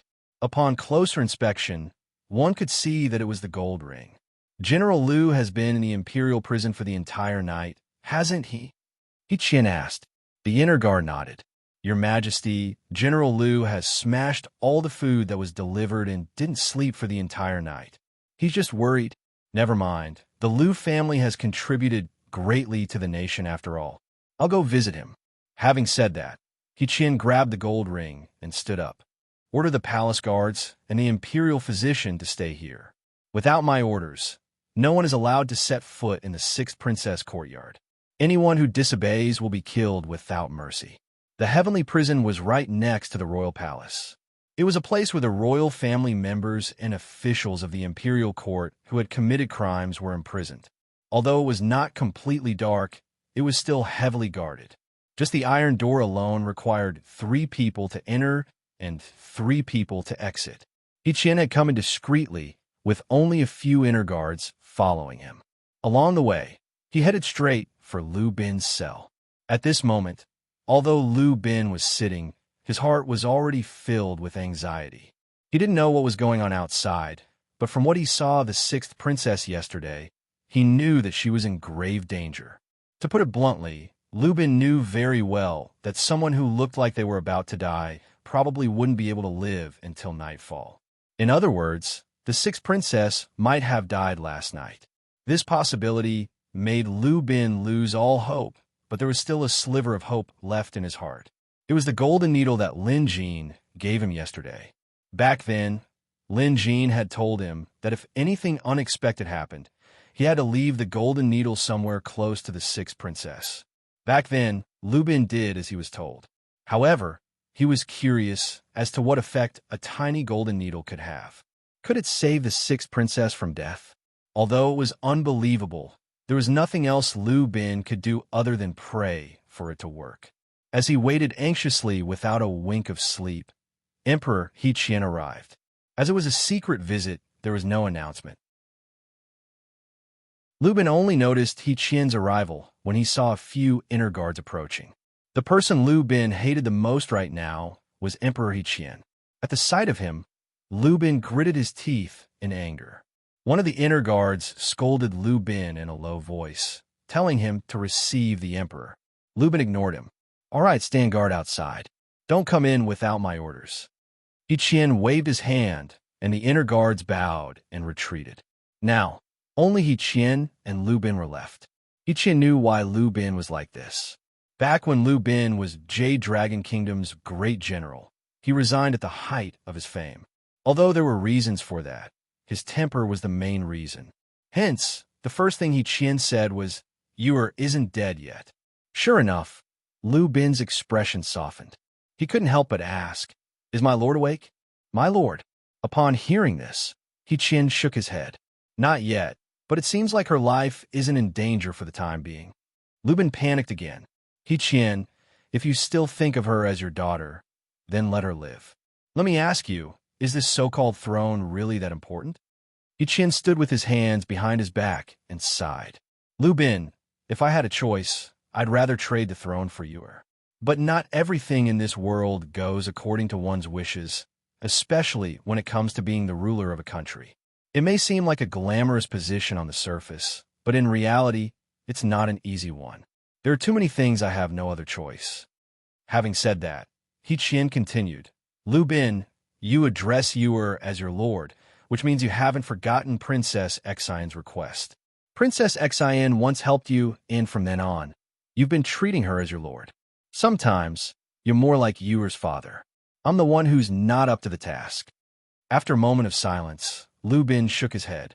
Back then, Valley Master was deeply in love with you, and was even willing to be trapped within the palace walls for you. Although it wasn't your fault that she died while giving birth to her daughter, you didn't protect Sixth Princess well. You say you're unhappy? Ha ha ha. Everyone in the world is like that. Even I, Lu Bin, have many regrets. My biggest regret is giving you the position of Valley Master. The atmosphere in the Imperial prison was tense. After a long while, He Qian said, let's not talk about the past. I'm here today because I want to have a chat about that appraiser Lin. Chapter 240. The Sky Prison was dark and filled with despair. Most people here would find it hard to get out. After all, this was a place where criminals were locked up, so the place had a murderous aura to it. This wasn't a place to chat, but today, with He Qian outside and Lu Bin inside, they actually started chatting. Lu Bin had no idea why Emperor He Qian was suddenly interested in Lin Jin, but since the man wanted to listen, Lu Bin would tell him about it. Although He Qian didn't elaborate, the sixth princess was clearly still alive. Perhaps it was because of the golden needle Lin Jin gave him. However, Lu Bin definitely wouldn't say anything about the needle. As for the rest, he could talk about it. That's strange. To think that the Emperor of Jade Dragon Kingdom would be interested in a mere beast appraiser. All right, what would you like to hear, Your Majesty? Lu Bin asked. He Qian wasn't annoyed by Lu Bin's attitude. After a moment of thought, he said, let's start from when you first met appraiser Lin, General Lu. Lu Bin nodded. Previously, the sixth princess was tormented by a bestial soul curse. She was also in a bad mood, so I used the excuse of taking her out for a walk as an excuse to disguise myself and search for a famous doctor. He Qian nodded. He was aware of this and had even tacitly agreed to it. Otherwise, why would Lu Bin bring the sixth princess out? Later on, we arrived at Maple City. We heard that there was a master among the common folk, so we wanted to seek a diagnosis. However, we couldn't find him. Coincidentally, we were passing by Maple City's Beast Appraisal Association, so we went in for a look. It was then that we met appraiser Lin for the first time. Lu Bin then recounted the incident. He Qian listened attentively. When he heard that Lin Jin was able to identify the bestial soul curse in Yu without any diagnosis, He Qian immediately asked, General Lu, are you sure that Lin Jin didn't treat her? Lu Bin shook his head. I saw everything. He didn't. It was just that when the sixth princess almost fell, appraiser Lin was the one who helped her up. Oh, He Qian thought to himself. If it was just by observing the man's complexion, he must be an expert. But if he was, why would he be unknown in a beast appraiser's branch? After that, we didn't think much of it and went to visit that so-called Master Liao, only to find out that he was a scammer. At the time, the sixth princess was in a bad mood, and I accidentally mentioned that appraiser Lin had seen through the curse in her body. I thought that the sixth princess had told him about it, but when I realized that wasn't the case, I realized that we had met an expert. However, Your Majesty, you summoned us back urgently, so we put this matter aside. At this moment, Lu Bin's face was filled with regret. If he had gone to Lin Jin earlier, the situation might have been resolved by now. Later on, sixth princess condition worsened, so I went to Maple City to look for Lin Jin. I asked for an ancient prescription for the 9-water floating cloud pill. I also know about this matter. This pill formula should have been lost a long time ago. Yeah, that's what I thought too. I came back with the intention of giving it a try, and it turned out to be really useful. Lu Bin looked fearful. If he hadn't gone to Lin Jin back then, there would be no hope left. The 9-water floating cloud pill is indeed effective. While it can't remove the curse, it can greatly reduce the sixth princess pain. Even He Qian nodded. I have to thank appraiser Lin for this as well. Lu Bin sneered. I think you're eager for him to die, aren't you? On the first night Lin Jin arrived at the royal capital, he was assassinated and almost lost his life. Your Majesty, don't tell me you don't know about this. He Qian's expression remained unchanged as he said calmly, Indeed, this has nothing to do with me. General Liu, if I wanted Lin Jin dead, do you think he would still be alive? Lu Bin was stunned. He believed He Qian. All right, even if it has nothing to do with your Majesty, there's no way you wouldn't know about it. Let's not talk about this for now. He Qian waved his hand. Lin Jin is still young. No matter how talented he is, he can't possibly be so knowledgeable and knowledgeable. I heard that he has a mysterious expert backing him up. Appraiser Lin is the disciple of a mysterious expert. Snake Country's crisis was resolved by this expert. So if your Majesty knows who is behind Lin Jin's assassination, please advise them to stop them from bringing trouble upon themselves. Lu Bin laughed heartily, taking pleasure in Lin Jin's misfortune. Does this mysterious expert have a name? He Qian asked in a low voice. I don't know his name. I only know that everyone calls him Curator. After some thought, Lu Bin decided to reveal the truth. In this situation, he had to protect Lin Jin, so he mentioned Lin Jin's background and had He Qian investigated. Lu Bin was sure that Curator was no ordinary person. Perhaps if He Qian found out something, He Qian wouldn't dare to act recklessly. Curator? He Qian repeated. Among all the experts he knew of, there was no such person. However, it was obviously just a title and not a real name. He Qian was deep in thought while Lu Bin didn't speak. For a moment, silence descended. After a long while, He Qian got up, seemingly ready to leave. Lu Bin was stunned before he quickly asked, Your Majesty, are you leaving? What about Sixth Princess? What do you plan to do? She's your daughter, the Valley Master's only child. You must protect her no matter what. He Qian stopped with his back facing the cell. General Liu, have you met that curator? He Qian suddenly asked. Lu Bin shook his head.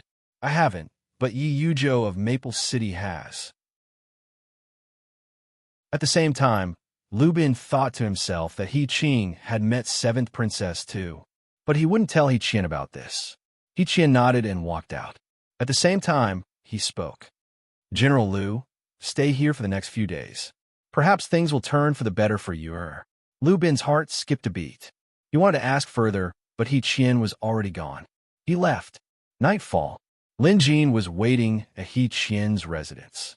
Tonight was the opening day of the visitation hall, but it wasn't time yet. According to usual practice, there was at least an hour left. Xiaohua, White Ape, stay here for now.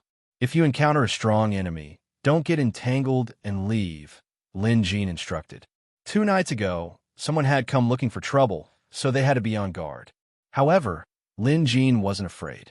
The other party had failed twice, so what could they possibly do today? Looking at the sky, it was pitch black. The moon and stars couldn't be seen. Dark clouds had been hanging over the sky since evening, but there was no rain. This weather was clearly not a good omen. Moreover, Lin Jin's heart was pounding. His 5 senses were far sharper than the average person's. Although he had chosen a rather secluded place, there were still people living nearby. Usually, he would hear some noises around this time. It could be people talking or cooking. But today, there was no sound at all. It was eerily quiet. Something's not right. Lin Jin felt a sense of danger rising within him. Just then, there was a knock on the door. Chapter 241. The knocking sounded extraordinarily loud on this quiet night. Lin Jin was stunned. Xiaohua and White Ape had just come to their senses. Before this, none of them had heard anyone outside. This wasn't normal. Lin Jin glanced at Xiaohua and White Ape before getting up, walking to the yard's door and opening it. Lin Jin kept his guard up during this process. When the door opened, a dignified old man stood outside. He was dressed in a long silk robe and had a jade crown on his head. Standing at 8 feet tall, Lin Jin had to tilt his head up to look at him. The old man glanced at Lin Jin before saluting him. Are you Appraiser Lin of Maple City? Here for him? Lin Jin returned the salute. Yes, I am. How should I address you, old sir? The old man chuckled. Yu Hong. Having said that, the old man asked, Appraiser Lin, won't you invite me in for a seat? Lin Jin snapped out of his daze and let the old man in. "Old Sir Yu, please come in." Xiaohua and White Ape stood guard in the yard while Lin Jin held a needle between his fingers. This old man was clearly no ordinary person, and he didn't seem friendly, so Lin Jin had to be careful. On the other hand, the old man, named Yu Hong, seemed relaxed, as if he was home. Even when he saw Xiaohua, he only glanced at him briefly. On the other hand, the old man was paying extra attention to White Ape. Appraiser Lin, your yard sure is quiet and elegant, the old man praised after entering. Lin Jin smiled, but said nothing. He didn't know the old man at all. For him to come here and try to befriend him, he probably didn't have good intentions. Moreover, Lin Jin could sense a strong demonic aura from this man. Noticing Lin Jin's silence, the old man didn't entertain him. He merely looked around leisurely before saying, "I'm here today to see you, Appraiser Lin. Please speak, Old Sir Yu." Lin Jin had his guard up. "This is the royal family's 6th princess. I hope Appraiser Lin will mind your own business," the old man said with a grin. The atmosphere immediately tensed up. Lin Jin didn't expect the old man to be so direct. It was a blatant warning. How arrogant. Then why didn't the assassins and spies 2 days ago have this kind of aura? Could it be that it wasn't the same group of people? Knowing the other party's motive, Lin Jin calmed down. He had a rank 4 pet beast, Xiaohua, and a white ape that was just as powerful as Xiaohua. If they really started a fight, Lin Jin wouldn't be afraid of anyone. Hence, Lin Jin let out a hearty laugh. After sizing up the old man, he asked, "Then may I ask, what does old Mr. Yu have to do with this?" The old man's expression was cold and arrogant. "This has nothing to do with you." Lin Jin nodded. "That's right. This has nothing to do with you." The old man was stunned for a moment before he came to his senses. "How dare you, Appraiser Lin? I've been courteous to you all this while, and I know you have some tricks up your sleeves. But don't overestimate yourself, or you'll only harm yourself in the end." As he spoke, the old man's clothes fluttered and his beard fluttered. A wave of pressure swept out, and even his voice carried a thunderous roar. Lin Jin frowned and shook his head. "Old dragon, you're being unreasonable. You're the one who came here to spout nonsense and pick on me." The words "old dragon" caused the old man's expression to change. "How did you know?" The old man's expression darkened. Lin Jin pointed at his 2-ringed sleeve. "No matter what, I'm still an official rank 2 beast appraiser. My eyesight isn't that bad." Bullsh asterisk T. The old man was enraged. With a flick of his sleeve, he said, "Forget a mere rank 2 beast appraiser. Even a rank 3 or 4 beast appraiser wouldn't be able to tell who I am. I know you have someone backing you. Why don't you ask them to come out and meet me?" The old man's intimidating aura made Lin Jin feel threatened. Even Xiao Hua immediately enlarged and stood in front of Lin Jin to protect him.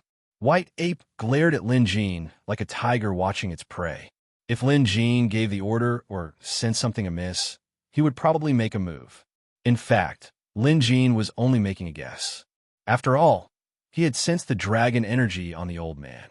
The museum had a special introduction to dragon energy, and Lin Jin had sensed a similar aura from the dragon blood pill he obtained before, so it was only natural that he was familiar with it. And it turned out that his guess was right. It wasn't as if Lin Jin did nothing else that day. He strolled around to gather information. He had learned a lot about the history of the Jade Dragon Temple in the city. Lin Jin had already investigated the bestial soul curse on Hiyu. In the museum, it was attributed to the power of a jade dragon's bestial soul, so it was easy to link these 2 points together. After asking around, Lin Jin found out that the Jade Dragon Temple worshipped the dragon deity. It was said that the dragon deity had already existed when Jade Dragon Kingdom was founded. The rank 5 guardian beast of Jade Dragon Kingdom was a dragon bestowed by the dragon deity. Based on his calculations, Jade Dragon Kingdom had only been founded 300 years ago.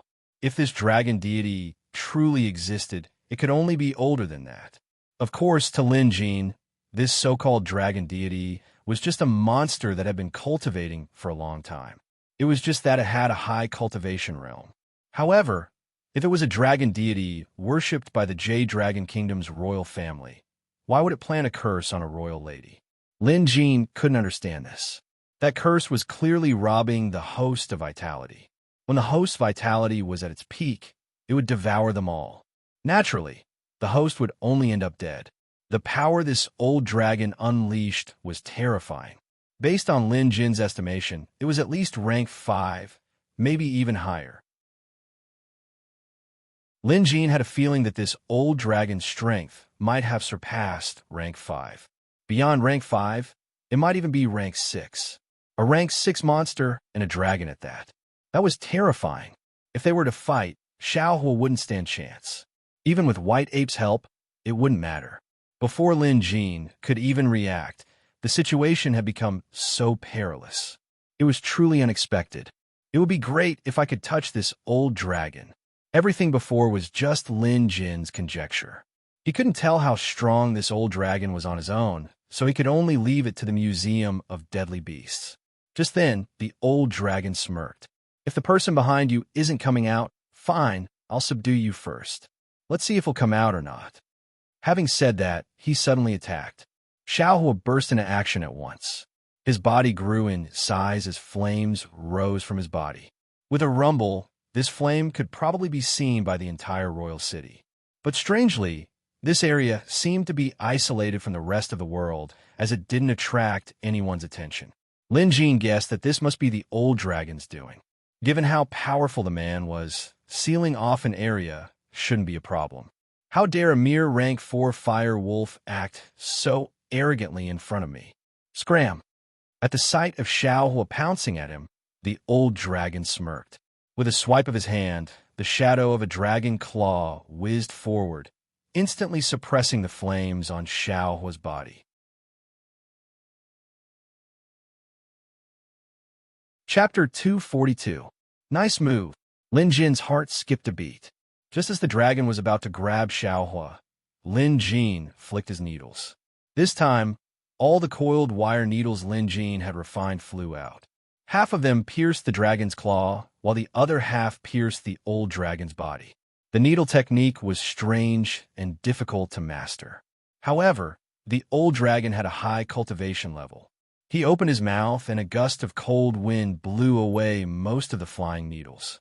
However, some of them managed to pierce into the old dragon's acupoints. The terrifying thing about the coiled wire needles was their sheer number. Lin Jin had refined over 100 of them, so no matter how strong and powerful the dragon was, it couldn't possibly fend them all off. After the coiled wire needles pierced through the old dragon's body, Lin Jin immediately saw the old dragon's condition in the museum. Holy **T. Lin Jin was startled to see the old dragon's condition in the museum. Inside the museum, an emerald green dragon hovered in the air. It was a real dragon, at least 300 feet long. Its whiskers fluttered in the wind, making it look majestic. Looking at the attributes, they were also quite amazing. Jade Dragon, rank 5 monster. Dual attributes of water and wind. Primary deity. Worshipped by worshippers. Lifespan, 420 years. Status. Weak, afflicted with illness, missing dragon soul. There are 3 treatment methods, namely, proficient in wind, rain, and frost. Shape-shifting, 9 dragon transformations. Lin Jin gaped. This was indeed a rank 5 monster. However, it was different from the average monster. This was a monster that had been worshipped by worshippers. It wouldn't be wrong to call it a deity. Looking at the dragon deity's current state, Lin Jin finally understood why it was clinging to Hiyu. Having lived for more than 400 years, the old dragon was in a terrible state. Leaving aside the weakness and afflicted with illness, the loss of its dragon soul was quite severe. Based on the museum's explanation, the dragon must have used some kind of spell to store a part of its dragon soul somewhere to nourish its body and prolong its life. If he wasn't mistaken, the bestial soul curse within 6th Princess, Hiyu was a part of this dragon deity's dragon soul. Lin Jin didn't know the specific spell, so he could only learn a little from the museum's explanation. But in general, it shouldn't be too much of a problem. No wonder the old dragon wanted to get involved in this matter. It turned out that it was closely related to his life. According to He Qing, 4 generations of Jade Dragon Clan royalty had died to this bestial soul curse. Based on this fact alone, this old dragon had committed a grave sin. Lin Jin's thought only lasted for a split second. When the old dragon felt the needles piercing his body, he was startled. Knowing that this was Lin Jin's supernatural ability, he let out a dragon's roar as his muscles tensed up. One could vaguely see dragon scales on his skin. Not only that, but a tyrannical inner strength surged, and in the blink of an eye, the silver needles that had been pierced into his body were all forced out. Good move. Lin Jin's coiled wire needle suffered a great loss as well. But against an enemy of this level, such losses were normal. What he did earlier had forced the dragon claw back and freed Xiaohua. They were evenly matched, but Lin Jin knew full well that his side was at a disadvantage. There was only one opponent, and he had almost caught Xiaohua just now. Once Xiaohua, a rank 4 beast, was controlled, there was no way to fight. There was no chance of winning at all. At that moment, White Ape expanded in size and pounced forward. Lin Jin exhaled and invoked a spell. Like white silk, a gust of wind flew out and wrapped around White Ape. This was Wind Blast, a spell that could enhance a pet beast's speed. White Ape had always been brave, but now he was even faster. He swung his fists with the force of 10,000 caddies. However, the old dragon smiled and reached out with one hand, catching the White Ape's attack with ease. Then, with a sudden push, the White Ape was pushed back. The White Ape's body was huge, and half of the courtyard was destroyed by the push. Lin Jin couldn't care less now. His life was on the line with this old dragon. His opponent clearly didn't have any good intentions, so Lin Jin could only try his best. Fire Spirit Possession. Lin Jin used everything he had, casting Fire Spirit Possession on Xiaohua. In an instant, the flames on Xiaohua's body flared up and he pounced forward, burning everything in his path. In fact, the moment Fire Spirit Possession was cast, Lin Jin's house was burned to the ground. Now, Lin Jin was sure that the old dragon had sealed off the area with a spell. Otherwise, just one Fire Spirit Possession was enough to shake the entire royal capital. With Xiaohua joining the fray, the old dragon was clearly struggling. However, he was still a rank 5. Despite his weakened state, his strength was still there. Even with Xiaohua and White Ape giving it their all, they could only barely defend themselves. It seemed like even after some time, they still wouldn't be the old dragon's match. Despite his anxiety, Lin Jin remained calm on the surface. Who would have thought that he would encounter something like this on his 3rd day in the royal city? The old dragon was clearly using his cultivation to kill him silently. The situation was dire. Even though the old guy said he wanted to force the expert behind Lin Jin to show himself, he had sealed off the area. This might be a test. If this seal was broken, the old dragon would gain an understanding of the enemy's cultivation level. If it couldn't be broken, Lin Jin would be in grave danger today. Clearly, the old dragon had a thorough understanding of Lin Jin's situation. From what he said earlier, the old dragon knew that there was an imaginary expert behind Lin Jin. However, Lin Jin knew very well that the expert behind him was just a figment of his imagination. It was impossible to hope for anyone to come and save him now. No one would come and save him. No one could save him. In this royal capital, even Lu Bin wasn't that powerful. Moreover, Lu Bin couldn't possibly come and save him now. He couldn't count on anyone else either. Even if they did come, they wouldn't be of any use. After all, he was facing a rank 5 monster with divine powers. According to the Museum of Deadly Beasts, monsters with divine powers of incense were even more difficult to deal with. Hence, Lin Jin had no way out. Behind him was a bottomless abyss. Suddenly, a strong gust of wind blew and frost flew everywhere. Lin Jin quickly looked over and realized that it was the old dragon casting a spell. In an instant, the temperature in the already dilapidated courtyard changed. The surroundings that had been roasted by Xiaohua's flames took a 180-degree turn, and in the blink of an eye, it started snowing heavily. It was Lin Jin's first time encountering a spell like this. A cold gust of wind blew, and snow covered the sky. Lin Jin felt a chill run down his spine. It was as if his bones were freezing and his limbs were going numb. Knowing that the situation was dire, Lin Jin quickly bit the tip of his tongue to rouse himself. In terms of spells, he was too weak compared to the old dragon. Xiaohua and White Ape could only barely hold on. Lin Jin was clearly losing. However, it was impossible for Lin Jin to just wait for his death. Blood contract, 5th realm. At this critical juncture, Lin Jin felt a layer of the seal within him being broken. In this moment of life and death, he broke through to the 5th realm. Chapter 243. With his blood contract on the 5th realm, he could borrow more of his pet beast's strength, so it was better than nothing. At the very least, he could use his pet beast's firepower to fend off this terrifying gale. At that moment, Lin Jin's body began to emit a ball of hot air to chase away the cold. The cold wind was indeed powerful. A single blow from it could even freeze one's bones. White Ape and Xiaohua were able to withstand it, but Lin Jin almost couldn't. If it weren't for the improvement in his realm and the increased power of the fire spirit, Lin Jin might have been frozen solid. The yard was now covered in snow and ice, turning it into a land of extreme cold. Coiled wire needle. Lin Jin had just recovered a sliver of energy, so he immediately retaliated. In this situation, it was either one of them dying, so Lin Jin couldn't care less about anything else. If there was a chance, he had to use it. This old dragon was of the wind and water attribute. Wind and water combined to form ice that was the bane of fire. But at the same time, Xiaohua was also the dragon's nemesis.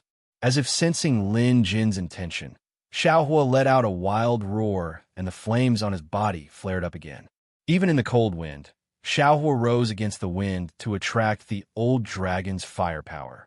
With this, Lin Jin could use the coiled wire needle to launch a sneak attack.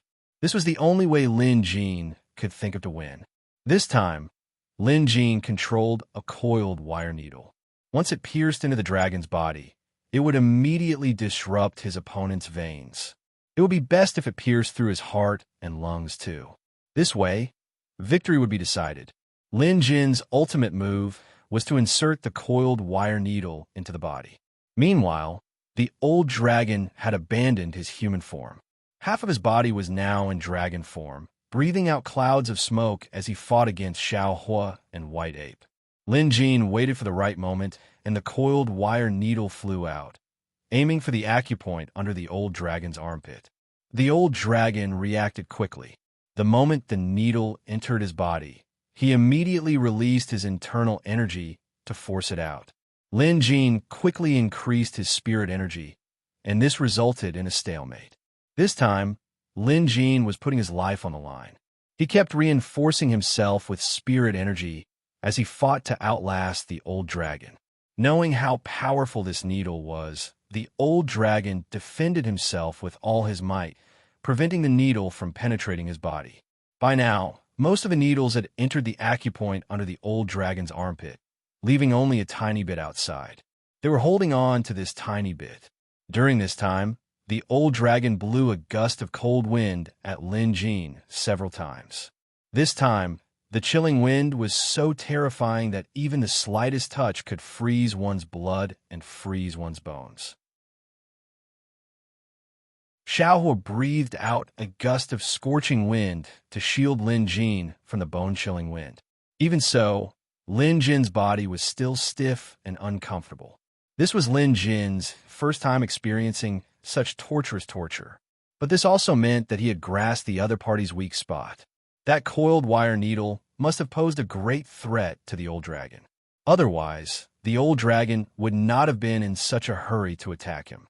Therefore, the more he thought about it, the more he had to keep the old dragon in a stalemate. As time ticked by, Lin Jin's spirit energy was completely depleted. He was practically fighting with brute force while the old dragon was howling in anger. The needle had almost completely penetrated his body. The murderous intent and scorching heat it carried made the old dragon feel threatened. Bean-sized beads of sweat dripped from his forehead. While they were still in the air, The chilling wind froze them into ice crystals. Lin Jin's legs had lost all feeling, and he was almost at his limit. It seemed like he was going to lose to the old dragon in a battle of endurance. Lin Jin's heart sank. If he lost, and the coiled wire needle was forced out, there would be no chance for him to turn the tables. In the end, he would be slaughtered by the old dragon. However, Lin Jin suddenly heard a commotion inside the Museum of Deadly Beasts. The visitation hall is open. Lin Jin was caught up in the intense battle earlier, so he had completely forgotten about this. The visitation hall was now open, and he could retreat at any time. His life was no longer in danger. However, Xiaohua and White Ape definitely had nowhere to run. The old dragon had set up a barrier to seal off the area, so Xiaohua and White Ape couldn't break through it. At this thought, Lin Jin's heart clenched. Let's see if I can pull Xiaohua and White Ape in as well. Lin Jin could only give it a try. Even in his weakened state, the old dragon was still so powerful that it was almost impossible to defeat him. With that, Lin Jin communicated with the visitation hall, hoping to tear a bigger crack so that Xiaohua and White Ape could hide inside. However, this was clearly Lin Jin's wishful thinking. Even with his full strength, he could only create a tiny tear with his psyche. However, the moment Lin Jin tore open this tiny crack with his psyche, a wave of aura rippled out. The old dragon's expression changed drastically. Fear could be clearly seen in his eyes. Almost at the same time, the old dragon transformed into his dragon form. Not daring to stay any longer, he leaped into the air and fled. Lin Jin seized the opportunity and invoked a spell, manipulating the coiled wire needle to destroy one of the old dragon's veins. However, due to the distance between them, Lin Jin soon lost contact with the coiled wire needle. Lin Jin shook his head. Although he had no idea why the old dragon would run away like he had seen a ghost, even at the risk of getting injured, it was for the best that the old dragon could escape. Lin Jin was currently immobilized, so he could only slowly recover. White Ape had been attacked by the dragon's claws more than 10 times earlier and was severely injured. Thankfully, he was holding on so Xiaohua could attack left and right. Otherwise, Xiaohua wouldn't have lasted this long. As the scenery around them changed, Xiaohua darted out and returned in a few breaths' time with a small yellow flag in his mouth. Like an astrolabe, the flag was embroidered with more than 10 dots. Some were connected by golden threads, while others were connected by silver threads, each emitting a halo of different sizes. One look and Lin Jin could tell that this was an artifact crafted by an expert. Oddly enough, the surrounding aura was rapidly converging on this small flag with sparkles of starlight. Lin Jin took a closer look and realized that the old dragon's shackle spell must have been cast using this thing. However, the old dragon was in such a sorry state that he didn't even take this little flag with him. Lin Jin was lucky. The barrier disappeared, and Lin Jin took a peek. Other than his yard that was truly destroyed, the outside was as good as new. Admittedly, this barrier spell was amazing. Once cast, it could seal off an area. Not only could it conceal one's aura, making it hard for those outside to detect it, but also made it impossible for those inside to escape. As for what scared the old dragon away, Lin Jin figured it out after some thought. It was most likely the aura of the curator's mask in the visitation hall. When Lin Jin used his telekinesis to tear open the crack, the aura emitted was the curator's mask's aura. With the old dragon's profound cultivation, it was only natural that he was more sensitive than regular monsters. Sensing the curator's mask, he fled in a panic. However, something like this had never happened before. The curator's aura had never affected the outside world before. The only possibility was the existence of a barrier.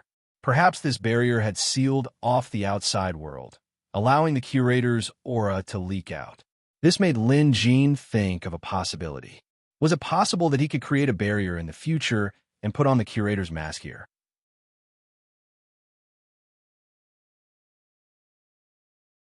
Chapter 244. Lin Jin deduced from the perspective of spells. His guess wasn't entirely out of his league, but it was only possible if he had thoroughly studied this barrier technique. Lin Jin didn't want to think too much about it now. He had expended too much energy, and his body was stiff from the old dragon's frosty winds. He needed time to recover. Not only him, but White Ape was also heavily injured. He was now lying on the side, panting heavily. Xiaohua fared better as he stayed by Lin Jin's side. Under such circumstances, Lin Jin couldn't go to the visitation hall. He could only recover first while performing acupuncture to stimulate his blood circulation and expel the frost. Simultaneously, all 6 visitors had arrived in the visitation hall. He Qing looked anxious as she stared at the steel door on the 2nd floor, waiting for the curator. She was no longer her usual lively self. This piqued the other's curiosity. "Sis, what's wrong? Did you run into some trouble? Tell me about it."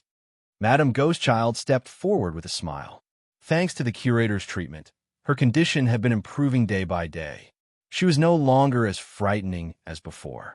No matter how one looked at her, she looked like a gentle young married woman, like a ripe peach. There were only 2 women in the visitation hall. Although there was a huge age gap between them, they were very close to each other. He Qing clutched the corner of her shirt, looking rather haggard. She said, "Sister Ghostchild, I'm in trouble, but you might not be able to help me." If someone else had said this, Ghostchild might have gotten angry. But she knew He Qing's personality, so she didn't flare up. Instead, she approached her and asked softly.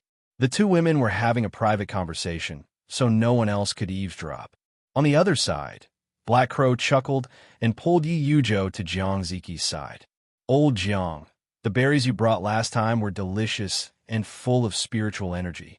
Did you bring some this time?" Black Crow was a bloodthirsty killer and even more delicious. Seeing that the curator wasn't here yet, he couldn't hold it in anymore and came over to ask for some food. At the same time, he handed Jiang Ziqi a bottle of aged wine. Jiang Ziqi smiled and pointed to a pouch beside him. Black Crow understood and immediately picked it up. Sure enough, it was filled with berries of various colors. Old Tan shamelessly came over and the 4 of them started chatting. They could talk about anything under the sky. There was no need to mention Black Crow. Jiang Ziqi used to be a bandit in his early years, so the things he had seen and heard were unimaginable to most people. The only weak one was Old Tian. However, ever since Old Tian changed his attitude, he had at least adjusted his attitude. If he didn't understand something, he would listen more and speak less. He was already very satisfied with the occasional interjection. After all, being able to interject meant that he could integrate into the group, which was a good thing. As they chatted, they started talking about Snake Country. Black Crow whispered, "Old Yi, you mentioned that Curator has a disciple in the Jade Dragon Kingdom." Yi Yujo nodded. "It's true. I've even met the Curator outside." "Really?" All of a sudden, not only Heiya, but even Jiang Ziqi looked over curiously, waiting for Yi Yujo to explain. Yi Yujo laughed heartily. Back then, Curator was wearing a strange tree bark mask. He stood on the hill, and with a wave of his hand, he suppressed all the beasts. That kind of pressure was indeed unique to Curator. Yeah, with Curator's cultivation, he's invincible even without his pet beast, Jiang Ziqi added. Black Crow looked up at the 2nd floor and muttered, "Curator isn't here yet." Everyone was stunned. That's right. Something wasn't right this time. Under normal circumstances, the visitation hall had been open for more than 2 hours, so Curator should be here by now. Did something happen? Old Tian interrupted at this moment. But clearly, no one took his speculation seriously. Curator is invincible. What could possibly happen? Black Crow asked. He recalled the first time he visited the visitation hall. Back then, he wanted to fight Curator, but his pet beast was defeated in an instant. He still couldn't forget the pressure back then.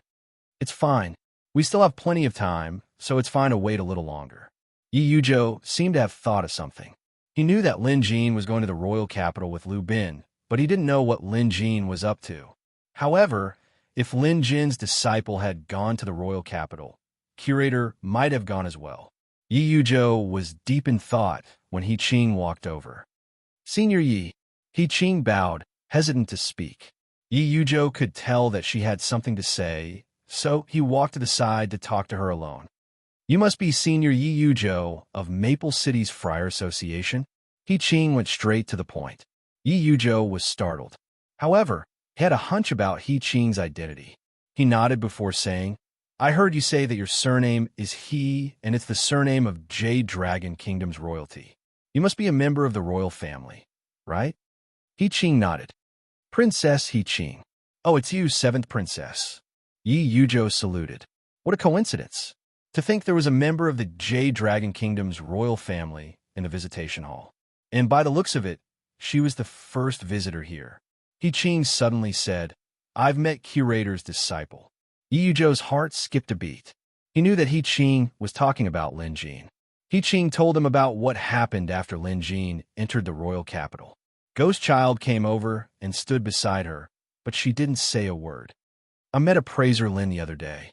After I met Appraiser Lin the other day, I was locked up in my yard and I couldn't go out anymore. There are many people guarding outside, so I knew something must have happened outside. However, they didn't know that I could visit the living room. When Curator arrives later, I'll have to inform him and have him inform Appraiser Lin to be careful. I suspect that someone is trying to harm him, He Ching said anxiously. Appraiser Lin, you're not going to let me in. Someone like Yi Yujo had heard about the curse of Jade Dragon Kingdom's royal family. He didn't expect Lin Jin to be dealing with this matter this time. Yi Yujo knew how deep the royal capital's waters were.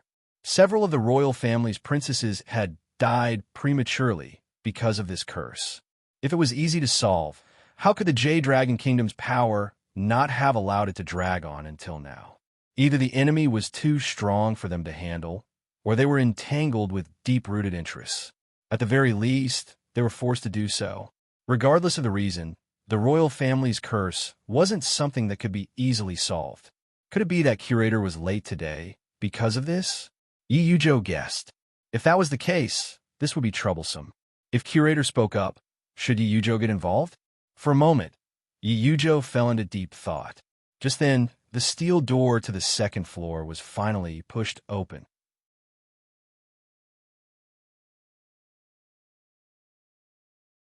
Chapter 245. Lin Jin rested for at least half an hour before he managed to expel some of the cold energy from his body. However, as proficient in the vein-strengthening technique, Lin Jin realized that this cold energy had a miraculous effect on his veins. After some deduction, he confirmed that this was a blessing in disguise. By attaching fire spirit energy to the needle and the cold energy to unblock his veins, the effect of vein strengthening was even better. This was why Lin Jin spent so much time on this. At least his physical body and spirit energy were getting stronger. Once he was more or less recovered, Lin Jin decided to treat White Ape. After all, he had to be wary of the old dragon's next move. However, Lin Jin knew that the old dragon didn't gain much from this. Just the meridian that Lin Jin's coiled wire needle had shattered was enough to keep the old dragon from stirring up trouble again for some time. Besides, the old dragon might not have the guts to do so. However, if the old dragon didn't dare, he might resort to other means. For example, he might call for someone else to cause trouble. Lin Jin hadn't forgotten about the suicide squad from before. He couldn't stay in this small yard anymore. He had brought Xiaohua and White Ape out overnight. After making sure it was safe, he stepped into the visitation hall. This must have taken up a lot of time. With the curator's mask on, no one could sense Lin Jin's current aura and condition. Pushing the door open, Lin Jin saw He Ching downstairs. She seemed fine. She hadn't come looking for him for the past few days, so she was probably trapped. He then asked, and sure enough, that was the case. Curator, please tell your disciple not to worry. If I can get out, I'll look for him immediately. Also, does Curator know how my sister is doing? This was clearly He Ching's biggest concern. She was locked up here, so she obviously didn't know about He Yu's condition. After giving it some thought, Lin Jin said, it's a little troublesome, but she should be fine. He was obviously referring to his golden needle.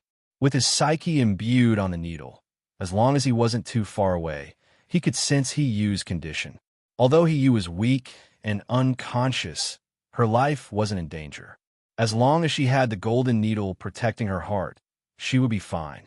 Although her condition wouldn't worsen, there was no way for it to get better either. He could only use the needle to protect her heart so that the bestial soul curse wouldn't devour her completely. This was a stalemate. If this dragged on, it would become a problem. Hence, to Lin Jin, time was precious. He Qing didn't mention Lu Bin's situation either. This meant that she didn't know either. After all, after seeing him that day, she was put under house arrest and couldn't get out. No one dared to interrupt Lin Jin and He Qing's conversation. It wasn't until the curator fell silent that Ghost Child spoke up. "Curator, if you need any help, just ask." His words made his stance clear. Black Crow quickly added, "I've been to the Jade Dragon Kingdom before. Since Evil Scholar and I haven't returned yet, there's no harm in us making a trip to Cloud Dragon Kingdom." Lin Jin said nothing. This was Jade Dragon Kingdom's imperial city after all. Moreover, Jade Dragon Kingdom's emperor might be here to stop them. But for now, it would be troublesome for Lin Jin to deal with this alone. That old dragon was a tough nut to crack. If the visitation hall hadn't opened at the critical moment and the curator's mask's aura hadn't rushed out to scare the old dragon away, Lin Jin would have been in danger. After giving it some thought, Lin Jin said, "If it's on the way, just drop by. But remember to keep a low profile. If you've arrived, wait at Huji Tea House in the Imperial City. I'll have my disciple look for you." Ghost Child and Black Crow nodded. This was a trivial matter to them. Although Jade Dragon Kingdom had a strong background, villainous experts like them had no qualms about it. They were greatly indebted to the curator, so as long as the curator asked, they would be duty-bound to help. Yi Yuzhou wanted to go too, but Lin Jin didn't agree. Unlike Ghost Child and Black Crow, Yi Yuzhou's identity was slightly different. He was a citizen of Jade Dragon Kingdom and a guardian of the nation. If they ended up going against Jade Dragon Kingdom's emperor because of Yi Yuzhou would be in trouble. Black Crow and Ghost Child were fine, but not Yi Yuzhou. Moreover, with these two experts around, it didn't matter if Yi Yuzhou went or not. Next, Lin Jin answered their questions about pet beasts, but didn't leave immediately. Instead, he asked them about their understanding of barriers. Lin Jin decided to focus on this spell for a while. The old dragon was too powerful. Lin Jin had learned from his mistakes. If he could improve his barrier skills, he could at least borrow the curator's aura at any time. While he couldn't actually harm the old dragon, he could definitely scare him off. Black Crow didn't have much knowledge in spells, so he was deep in thought. Yi Yuzhou and Ghost Child, on the other hand, could offer some insights. Yi Yuzhou clearly knew more about this subject. Lin Jin had learned a lot from their discussion, and they were all the best of the best. As expected of a #1 mentor of Maple City's Friar Association, Yi Yuzhou was indeed knowledgeable. Lin Jin took out the starry banner he obtained so that Yi Yuzhou and the others could take a look and see if they could figure it out. "This is the Nebula Barrier." Yi Yuzhou was the first to exclaim. He took the banner and studied it before nodding profusely. "Curator, this is a treasure. It must have been passed down from ancient times. If you study it carefully, even if you can only comprehend 1 or 2% of it, you'll still benefit immeasurably." Yi Yuzhou wasn't exaggerating. Even Lin Jin could sense the uniqueness of this banner. He only brought it out to see if the others could figure it out. Ghost Child's words were similar to Yi Yuzhou's. However, she knew she couldn't compare to Yi Yuzhou in terms of spell research, so she didn't say much. Black Crow pondered for a moment and suddenly remembered something. He smacked his forehead and said to the black falcon perched on his shoulder. The latter reluctantly spat something out. It was an ancient book. "Curator, I just looted an ancient immortal's cave a few months ago, and there was an ancient book with the Nebula Barrier written on it." Black Crow presented the book to Lin Jin. Intrigued, Lin Jin immediately invoked a spell to retrieve it. Now wasn't the time to be courteous. The moment he took a look, he was overwhelmed with excitement. Sure enough, it was the Nebula Barrier, and it was quite detailed. "Curator, now that the spirit energy in the world has withered and the path of immortality has been severed, I'll be honest with you. I've studied this spell before, but I couldn't cultivate it, so I kept it with me. I thought it sounded familiar just now, so I remembered there was such a book. since I don't have much use for it. Why don't I give it to you, curator? Black Crow was generous. Next to him, Yi Yujo laughed. Old Hay, the storage technique in your black feather god's mouth is quite amazing. Black Crow smiled awkwardly. It's just a small trick. I wouldn't dare claim to be impressive before you, Old Yi.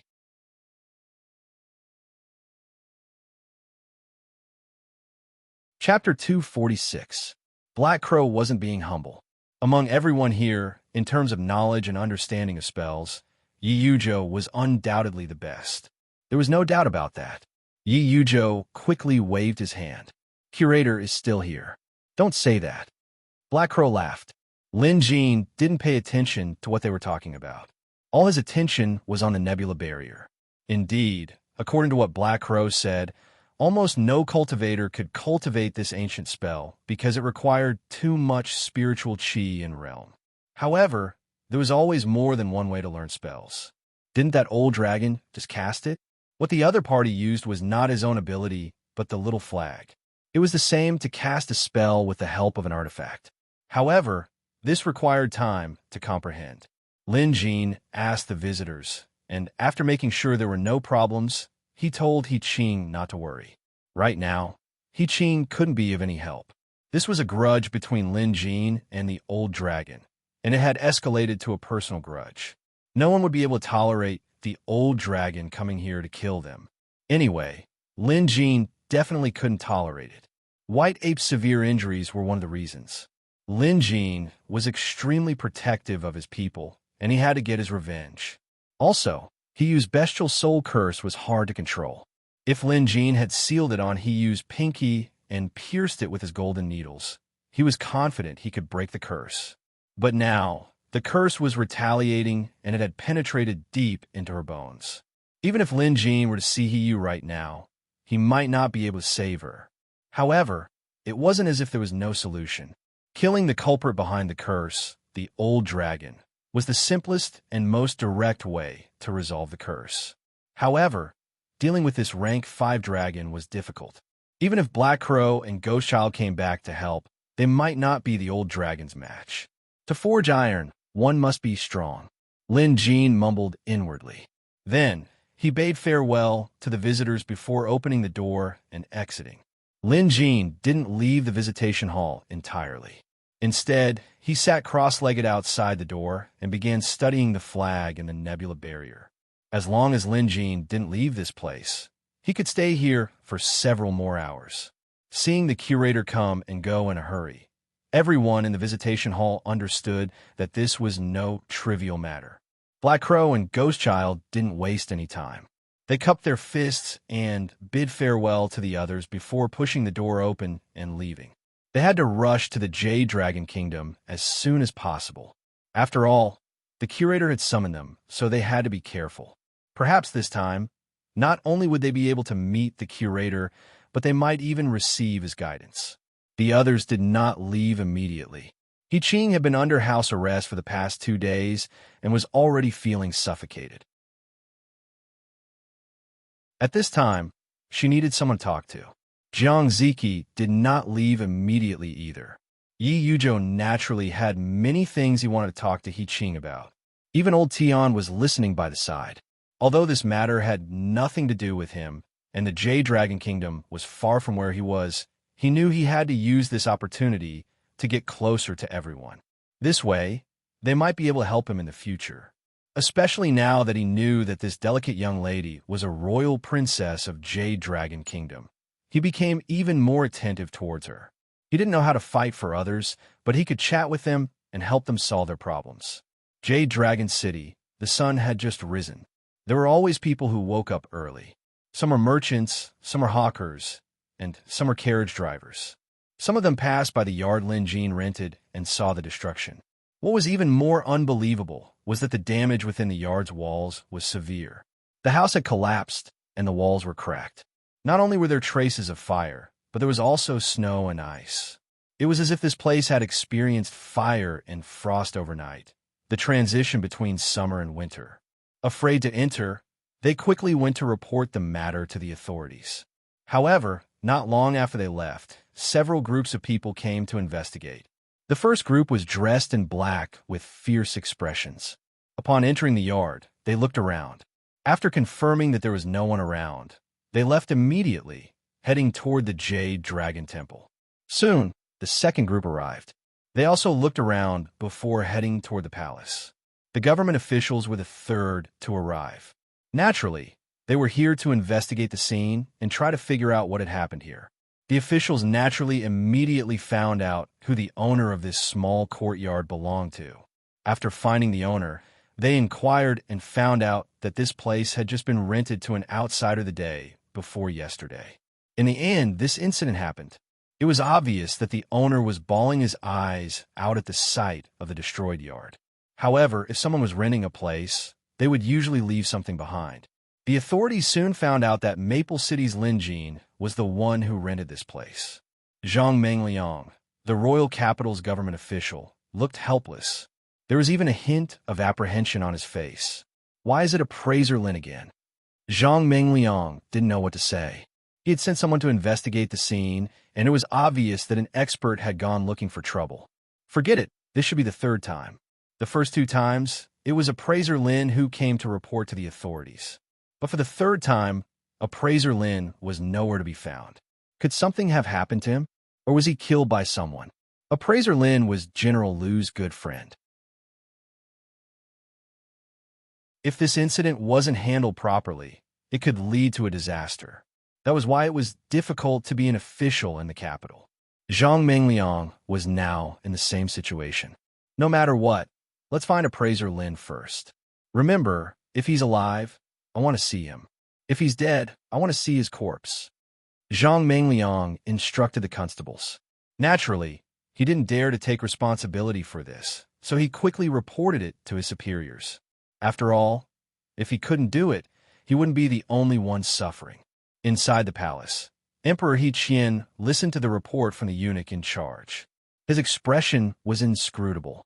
Your Majesty, the strangest thing was that everything in that small courtyard was destroyed. If it wasn't destroyed, it was burned, or it was frozen in ice and snow. There was an imperial guard who stretched out his hand to touch it, and the coldness was overwhelming. The eunuch bowed as he spoke. He Qian thought for a moment before asking, "Have you seen appraiser Lin?" The eunuch shook his head. The guards have secretly investigated, but they couldn't find any traces of appraiser Lin. Moreover, Lord Zhang has sent people to search the entire city. He Qian nodded. What did the imperial physician say? The head eunuch quickly replied, Your Majesty, the imperial physicians are keeping watch. The sixth princess is still unconscious, but she hasn't deteriorated. It looks like there won't be any changes for the time being. He Qian was silent for a moment. Then, as if he was mumbling to himself, he asked, Yao Sheng, you've been in the palace for a long time. You were there when my third sister died. Do you remember what happened? At this, the head eunuch fell to his knees. This old servant remembers. Tell me, I can't remember what my sister looked like back then, He Qian said. When He Qian said this, the eunuch named Yao Sheng hurriedly said, That year, the third princess was only 10 days away from adulthood. At that time, the third princess was already so haggard and skinny that she no longer looked human. It was indeed tragic. I think she was already like this a month ago.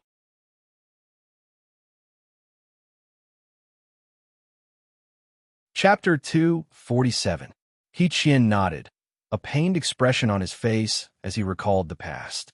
It's more than torture. She's living a life worse than death. Yao Sheng nodded, not daring to continue the conversation. Yao Sheng, let me ask you, how is Yuer's condition compared to her third aunt? He Qian asked. Eunuch Yao Sheng was startled. This was a difficult question to answer. If he answered incorrectly, the emperor would be displeased. After a moment of hesitation, Yao Sheng plucked up his courage and said, Sixth princess condition is much better. At least, she doesn't look as painful. He Qian nodded. I knew it. You think so too? Yao Sheng wiped his sweat. He was right. Yao Sheng, do you think I should take a gamble this time? He Qian suddenly asked a baffling question. Yao Sheng had served He Qian for more than a decade, so how could he not know why the emperor would ask such a question? However, he really couldn't answer this question. He wouldn't even dare to try his luck like he did earlier. Yao Sheng immediately knelt on the ground and cowed out. I only know how to serve your majesty. I really don't know anything about something as important as this. He Qian laughed at this. Get up. I was just asking. Yao Sheng trembled, and his legs trembled a little. Then came silence. He Qian was clearly deep in thought. Even when the tea in his cup had gone cold, he didn't take a sip. Yao Sheng. Yes, your majesty. Arrange for the guards to investigate Lin Jin's whereabouts. If they find him, bring him to me in secret. Remember, this must be kept a secret, He Qian ordered sternly. Yao Sheng bowed at once and left him make the arrangements. This eunuch was clearly He Qian's confidant. For the next 2 days, the royal capital remained peaceful. While it looked calm on the surface, there were actually turbulent undercurrents. Somewhere in the royal capital, in a dilapidated mansion, Xiaohua was quietly nestled in a clump of weeds with White Ape next to him. White Ape had a strong physique, and with Lin Jin treating his injuries, he had recovered quickly over the past 2 days. His heavy injuries were no longer a problem. At this moment, White Ape was bored to death. He began to walk back and forth in the courtyard, looking left and right. Xiaohua had found this uninhabited courtyard last night. In the past 2 days, they had changed their hiding places 3 times. Fortunately, Xiaohua and White Ape could change their bodies to normal sizes, so they would not attract too much attention. For 2 days, Lin Jin never showed up. This had never happened before. Lin Jin had never been separated from his pet beast for 2 consecutive days. However, Xiaohua was not anxious. He could feel the power of the blood contract and knew that his master was currently safe and sound.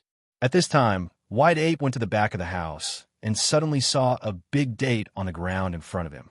The red jujube was very beautiful.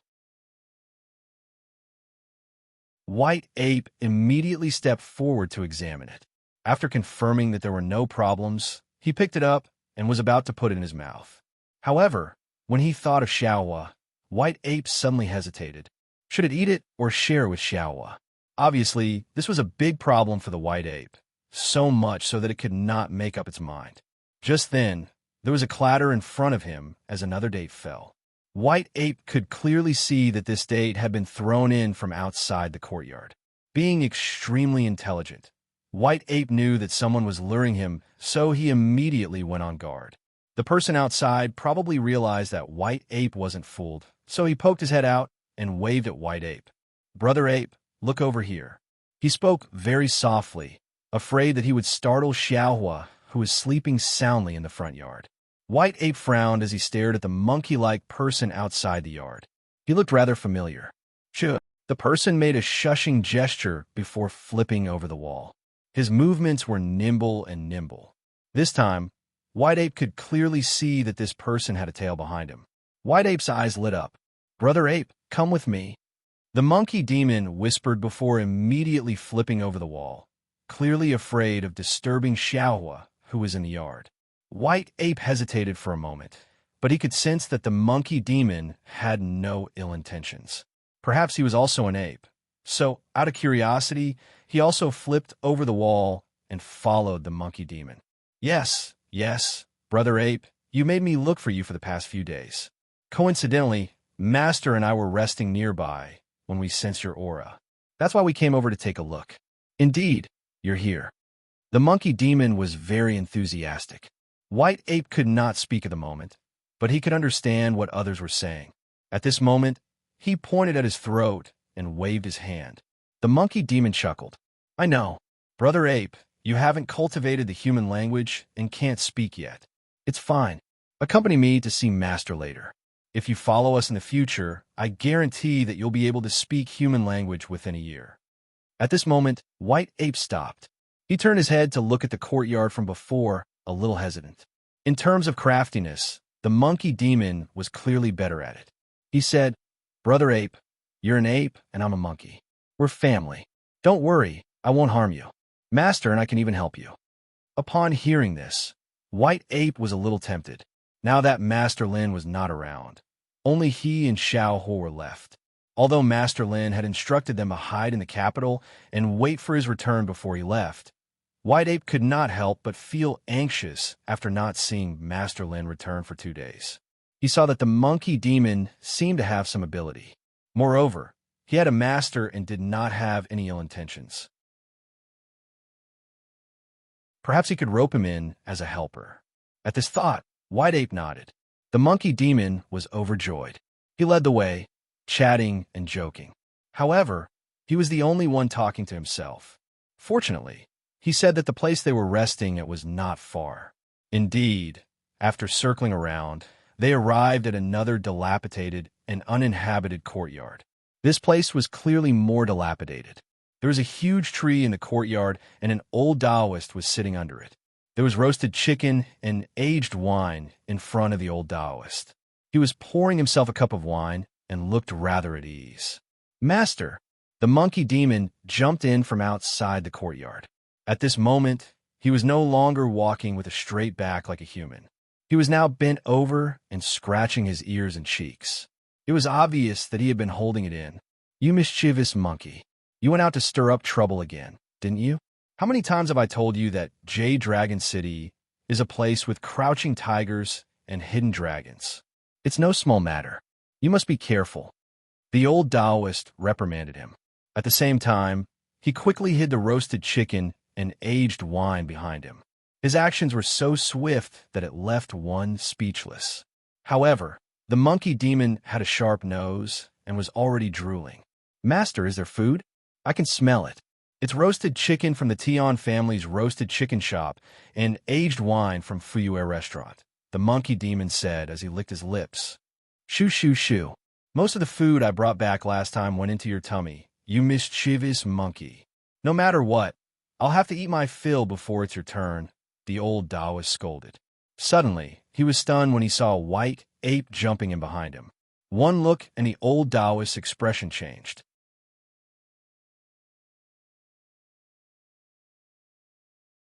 Chapter 248. White Ape had also climbed over the wall. When he saw the old Taoist, he looked him up and down. The old Taoist was also looking at White Ape in surprise. "Revered master, this brother ape is the one I mentioned to you 2 days ago. He's the same species as me, and his aura far surpasses mine. However, he has yet to cultivate his hyoid bone, and has yet to cultivate the art of speech. He should have no one to guide him. It'd be a pity if he were to waste his talent." The monkey demon's face was filled with glee, as though he had just done something amazing. Although White Ape had climbed over the wall, he did not approach. He stood by the wall so that he could climb over if anything happened. The White Ape could not speak, but its intelligence was not bad at all. Naturally, the old Taoist could see that. The monkey demon was still chattering. The old Taoist was annoyed and immediately scolded. "You naughty monkey! Shut up. Be quiet." The monkey demon wilted.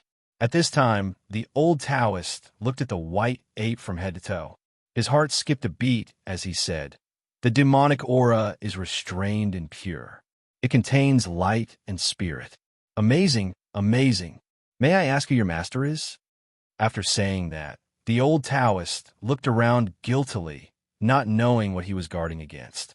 Seeing that the old Taoist was polite, White Ape went forward and cupped his hands in greeting. Although he was naked and covered in white fur, he looked no different from a human. The old Taoist was even more certain that the monkey demon had been taught by someone. Moreover, that person's cultivation was not much lower than his. The old Taoist looked at the monkey demon with a reproachful expression. "You naughty monkey!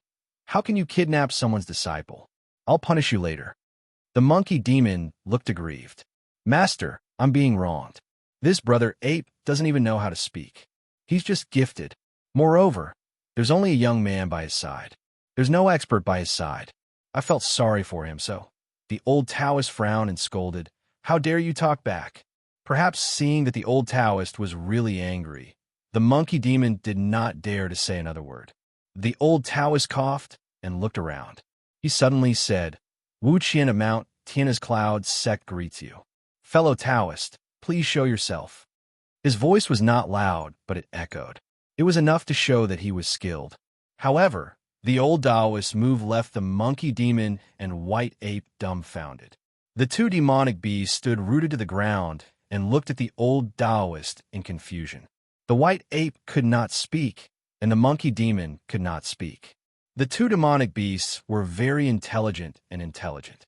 The meaning behind the old Taoist words was that someone had followed them. But there was no problem. After waiting for a while, naturally, no one answered. The old Taoist was a little surprised. He repeated himself, but still, no one said a word. This time, the monkey demon could not stand it anymore. He said, "Master, there's no one else here. It's just me and Brother Ape. Who are you talking to?" "That's weird." The old Taoist ignored the monkey demon. He pinched his fingers and calculated, and the expression on his face became more serious. Forget it. Unable to figure it out, the old Taoist priest did not delve too deeply into this matter. Instead, he cupped his hands towards the white ape and said, "Since your esteemed teacher is not here, please do as you please." Looking at the Taoist priest's appearance, it was obvious that he didn't intend to provoke the white ape. But even though he said so, his eyes never left the white ape. The white ape could understand the old Taoist priest's meaning, but he could not speak, so he was a little anxious. He could also see that the old Taoist priest was very capable. Master Lin was nowhere to be found, and the old dragon that came looking for trouble that night was very powerful. So the white ape thought that if the old Taoist priest could help, it would be a good thing. So he stepped forward and made a sound, wanting to speak. The old Taoist priest could also see that he was very interested in the white ape. Now that the white ape had taken the initiative to walk over, he could not suppress his curiosity. Moreover, the white ape's master was not here, so he might as well study the white ape. The old Taoist priest said, "Don't be anxious." Having said that, he looked up and down and reached out to touch the white ape's thick arm. He was stunned. This is the art of transformation. Brilliant. This demon is already matured, but its demonic chi is not pure. It has not been more than a month since it became a demon. What kind of person could teach the wild ape to such a level in less than a month? Amazing. The old Taoist priest looked envious, but at the same time, there was a hint of fear. He had some tricks up his sleeve. He could see that the white ape had been maintaining the transformation technique. Clearly, its true form was not what it appeared to be. Other than that, he could also see that the white ape seemed to be cultivating some other superior techniques. In this era, techniques were hard to find, and those that could be cultivated were even rarer. For example, the monkey demon that he had brought along was only at the second rank, but it had cultivated with him for more than 10 years. Even so, it had only cultivated a basic demonic cultivation technique. The old Taoist priest's forte was refining the hyoid bone, which was why the monkey demon could speak human language. As for the transformation technique, the monkey demon had cultivated for many years, but could only make it look like this. As for the monkey tail, it could not be removed no matter what. Helpless, it could only hide it in its robes, afraid that it would be discovered. Now, the more he observed, the more confused he became. The white ape's true form was definitely not like what he had seen so far. It could not maintain the transformation technique.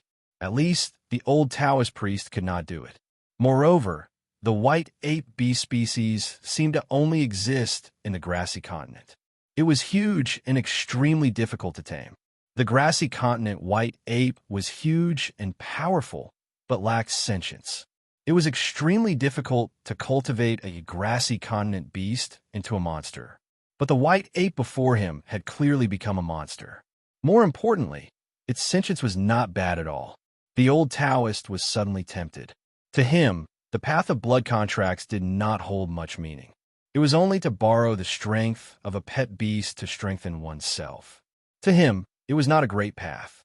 His cloud sect in Mount Tianhe had some legacies. There were demonic cultivation techniques and the ancient path of spiritual refinement. However, in his generation, Cloud Sect only had 2 or 3 people left. It was practically dead. The old Taoist was not convinced. For decades, he had struggled and wandered the world to seek out experts. Unfortunately, the world was vast and it was difficult to find true immortals. Now that he had seen the white ape, he could tell that it was cultivating an orthodox demonic cultivation technique. Its master must be extraordinary. Since that was the case, why not use this opportunity to form a good relationship? The old Taoist priest felt that this was indeed an opportunity. Their cloud sect had a 1,000-year heritage. Even if they were on the verge of collapse, they still had some assets. Among them were many edicts. Edicts were written on yellow paper talismans. Each one was a treasure. Over the past few centuries, most of the edicts had been used, but some remained. One of them was an edict that could be used to refine the hyoid bone using Taoist arts. This allowed the monster to speak. It was said that in ancient times, edicts like this weren't considered precious. But now, the old Taoist only had 2 of them left. Looking at the white ape, the old Taoist pondered, why not help the white ape? This way, his master would surely have a good impression of him. When the time came, the white ape wouldn't refuse his master's advice. He acted immediately.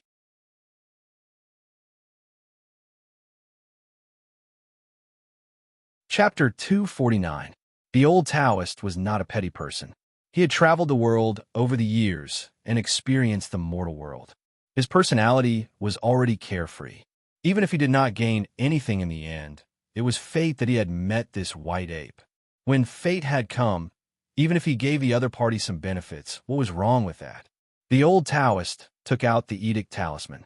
It was old and tattered, so he had to be careful with it. If he was not careful, it might break. There was another reason why the old Taoist was willing to use it.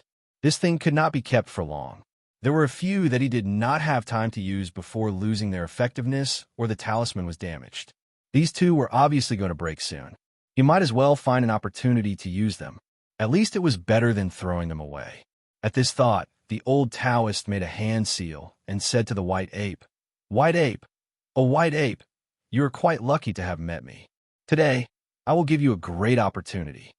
Before the white ape could react, the old Taoist said, "Heaven and earth, the sun and moon shine, the nebula gather, the Tao of yin and yang, life and death, the Tao is one, the Tao is one, the Tao is one, the Tao is one, and the Tao is one." The edict talisman in his hand ignited, and an invisible force struck the white ape. The latter jumped in fright and hurriedly jumped away, his face full of fear. But very quickly, the white ape froze. He actually coughed and said, "Eh." The monkey demon knew the old Taoist's method and immediately jumped up and down in joy. "Brother ape, you're in luck. Master actually used the edict talisman on you. This is a priceless treasure." The monkey demon ran over to speak. The white ape's eyes widened in surprise, and he coughed a few more times. I. The white ape heard it himself and was stunned. Then he said, I can actually speak? Although there was still something wrong with the tone, and it could not be heard clearly, there was no doubt that the white ape had mastered the ability to speak. After getting used to it, he became more and more familiar with it. The expression on his face also became more and more excited. Can it really be done? Ha ha ha, this is great, this is great. When I go back, I can talk to Shunger and Lil Five. Right, if Master Lin knew, he would definitely be happy. The white ape's voice was rough, but one could already tell what he was saying. When the old Taoist heard this, he knew that the Master Lin mentioned by the white ape must be his master. White ape naturally knew that it had benefited from Master Lin. Otherwise, it would have taken at least 1 to 2 months to refine the hyoid bone with Shunger and Lil Five. Master Lin once said that when I receive favors from others, I have to repay them with gratitude. White ape thought to himself as he took a few steps forward and bowed to the Taoist priest. This etiquette was very proper, but because it was done by White Ape, it looked rather comical. However, White Ape didn't think so. He said, "Thank you, Taoist priest, for enlightening me." White Ape is very grateful. The old Taoist smiled and said, It's fine. It's just something I did casually. It's fate that we met. Besides, our cloud sect has never discriminated against Yao cultivators. Our sect's grandmaster even received a favor from a Yao cultivator. At this moment, the monkey demon also came over. White Ape also expressed his gratitude solemnly. Compared to the monkey demon's jumpy temperament, the White Ape was obviously a lot steadier. Of course, this was only relative. At this time, the old Taoist asked what he wanted to ask. White Ape, I see that your cultivation is stable. May I know who your master is? White Ape thought for a moment and said, My master's surname is Lin, and his name is Jean. I became his disciple at Mount Zoraku. At this point, the old Taoist priest said, So, it's Lin Jean from Mount Zoraku. In his mind, he was trying to figure out what sect and heritage this Mount Zoraku was. However, at this moment, a wolf's howl came from nearby. It wasn't loud, but it was urgent. White Ape's ears twitched. Oh no, it's a fire wolf. After he finished speaking, he didn't have time to say anything else. He immediately leaped out of the courtyard and sprinted toward the courtyard where Xiaohua was. Inside the yard, Xiaohua's body was covered in flames. A dragon beast as thick as a human's thigh was wrapped around its body. The dragon beast's body was like jade and ice crystals. Cold air surged, suppressing Xiaohua's flames. Moreover, the force of the entanglement was so great that Xiaohua couldn't break free in a short time. Seeing this, White Ape's eyes turned bloodshot, and he rushed forward. Who would have thought that the jade dragon would open its mouth and release a gust of cold air? Although it wasn't as cold as the old dragons, it was still unusually cold. White Ape was hit squarely by the cold air, and half of his body was covered in frost. At the same time, a spotted python slithered over from the other side. It was as thick as a wooden barrel and over 100 feet long. In the blink of an eye, it had coiled around White Ape. On a rooftop outside the yard, a bald, bearded man was playing a bamboo flute. The sound was soft, but he could control the spotted python. With a sudden tug, White Ape couldn't move. All of this happened in the blink of an eye. Beside the bald, bearded man was a coquettish woman. Behind her was a blood-colored bat that was half the height of a person. If it were to spread its wings, it would probably be 10 feet long. I've taken someone's money to get rid of a disaster. This is a job where I can take money and kill people. It's really not bad, especially when I can work with you, Bloodbat, a famous beauty in the evil path. It's even more wonderful. The bald man said with a face full of anticipation. The woman beside him rolled her eyes at the bald man. Python monk, don't think too much. If you were 20 years younger, maybe I would consider it. With your current conduct, you'd better not be a toad trying to eat a swan. The bald man laughed. Ha ha, Bloodbat. Even if you let me do it, I might not dare. Who doesn't know that you're a famous snake and scorpion? The number of men you've sucked dry must be at least 80, if not 100. I still want to live for a few more years. The woman laughed. Stop talking nonsense. Hurry up and finish your work. Take the reward and leave. Our employer this time is horrifying. I'm afraid he's not a good person. At this point, the woman suddenly sensed something and immediately pointed with her finger. Then, the bloodbat behind her immediately flew up and pounced toward the old Taoist and the monkey demon who were watching from the corner of the wall. The person the employer said he wants to kill doesn't seem to be this Taoist. The bald man reminded her out of goodwill. The woman laughed. It's fine. Buy one, get one free. The main thing is, my bloodbat is thirsty. On the other side, the old Taoist looked at the bloodbat flying toward him and trembled in fear. F***CK, F***CK, F***CK. I've really had 8 lifetimes of bad luck. He had only chased after them out of curiosity, only to see the fire wolf and White Ape trapped. The old Taoist had traveled extensively and was knowledgeable. He knew that the White Ape had offended someone powerful, so he didn't think of helping. It wasn't that he was timid, but that the old Taoist wasn't very capable. Other than some of the cloud sex inheritance and living off of his savings, he didn't even have a pet beast. The monkey demon was only a rank 2. He could be talkative, but he couldn't be counted on to put his life on the line. As expected, the old Taoist turned his head, and the monkey demon had already scrambled to the side. Evil disciple, the old Taoist stomped his feet in anger. However, he had no other choice but to bleed profusely. Otherwise, he might not even be able to keep his life. He took out a talisman and chanted, "The wind from the 9 continents. The talisman enters the throat of the god. Urgent." After saying that, he opened his mouth and swallowed the talisman. Then he blew at the bloodbat.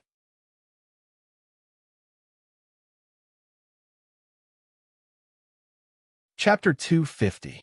The old Taoist priest's breath seemed ordinary, but it was not. As soon as he exhaled, a vortex immediately formed, wrapping around the bloodbat. Despite its massive size, the bloodbat couldn't break free from the vortex's restraints. Seeing that he had succeeded, old Taoist immediately fled. It wasn't that he didn't want to be loyal. After all, he wasn't familiar with White Ape yet. Moreover, he knew his own capabilities. He might be able to deal with regular people, but not bloodbat. Having traveled the martial world for more than a decade, old Taoist had seen all kinds of storms and was knowledgeable. Naturally, he had heard of this group of villainous experts. The villainous community had its own rules. There was no capital for villainous people, and each province had its own ranking. This bloodbat was a famous villainous expert in the central continent. The same went for the monk who controlled the python. In fact, his ranking was even higher than this bloodbat. Among the most wicked people in the world, he could be ranked in the top 20. Old Taoist naturally didn't dare to provoke existences like them, because both of them had rank 4 pet beasts. Old Taoist had some skills, but he didn't have a pet beast of his own. The monkey demon disciple he had taken in was only rank 2. Although he could speak and had cultivated a shape-shifting technique, he didn't have any offensive skills. Hence, running was the right choice. But even though he wanted to, the other party wouldn't let him. The bloodbat woman's expression turned cold. Invoking a spell, her pet beast immediately expanded and glowed with a crimson light. In an instant, it broke through the restraints of the vortex and fanned out a strong gust of wind, sending old Taoist tumbling a few dozen feet away. Old Taoist was dazed from the fall, and his head was bruised. He lay on the ground for a long time, unable to get up. Seeing that the bloodbat was about to pounce on him, old Taoist shouted, "My life is over." Just then, a rock flew over and struck the bloodbat's head, shattering it. Then came the second and the third. The one who threw the rock was the monkey demon. Old Taoist mused, "At least this evil disciple still has a conscience." The old Taoist could see that things were not going to end well. It was obvious that the other party wanted to silence them. Furthermore, the old Taoist had sharp eyes. In the yard, the most powerful beast was the rank 4 fire wolf.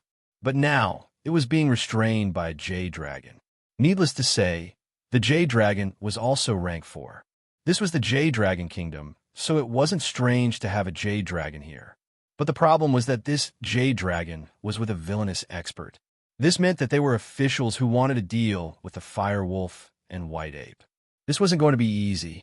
Based on old Taoist personality, he would never get involved in such matters. But now he had to get involved even if he didn't want to. Most importantly, the bloodbat didn't seem to have any intention of letting him go. The old Taoist was not a kind person. He had done good things, but he had also done evil things. Now that someone won his life, how could he sit still and wait for death? "I don't want to die yet." Old Taoist steeled himself and took out a wrinkled talisman.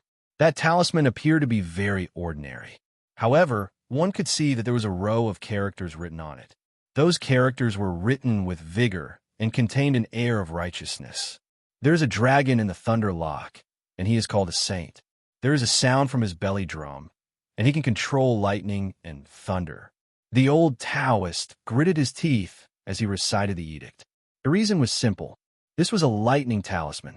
There was only one in the entire Cloud sect. Once he used it, it would be gone. Old Taoist treated this talisman like a treasure. Even if he was in danger, he wouldn't take it out.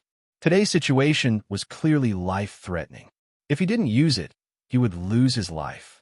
Between life and death, there was no need to think too much about which to choose. Hence, old Taoist used it even though his heart was bleeding. In the next instant, a bolt of lightning struck the bloodbat.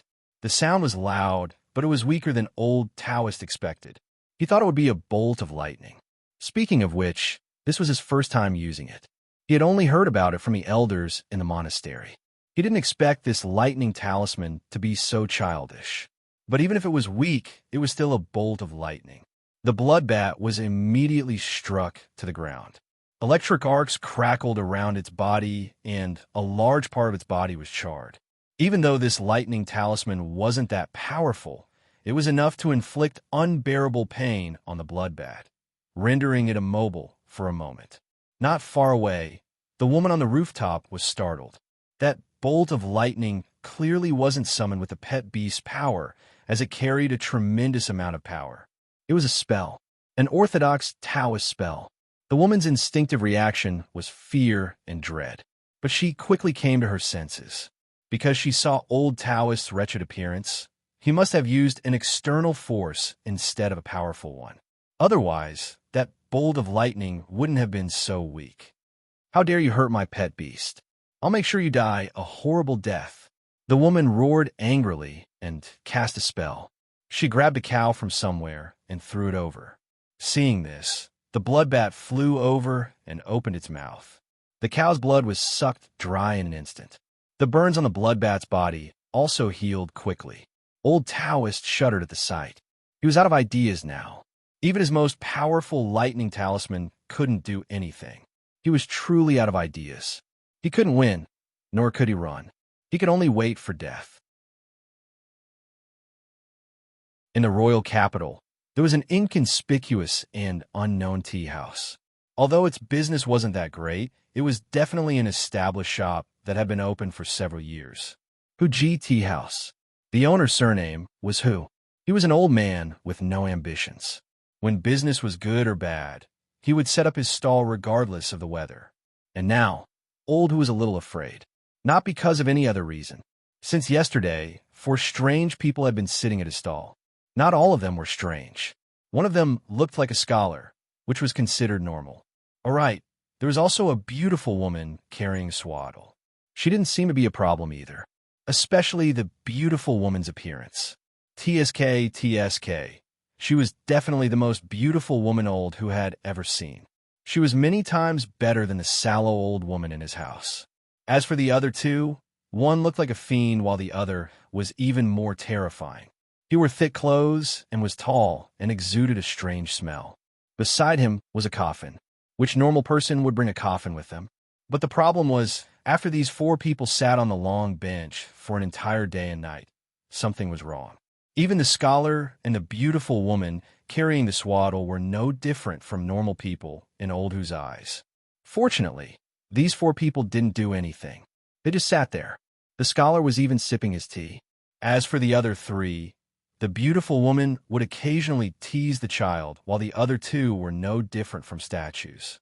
They didn't make a sound or say a word. Boss Hu was under a lot of pressure. His only consolation was that these 4 people were very generous. The money they gave yesterday was enough to cover his monthly income, so if they wanted to sit, he would let them.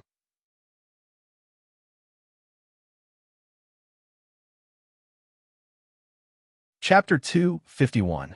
Old Man who was glad to have some peace and quiet. However, a sudden clap of thunder in broad daylight scared the old man out of his wits. Why is there thunder in broad daylight? Old Man who mumbled. Looking up at the sky, there weren't any dark clouds. What surprised Old Man, who was that the 4 people who were initially seated had all stood up.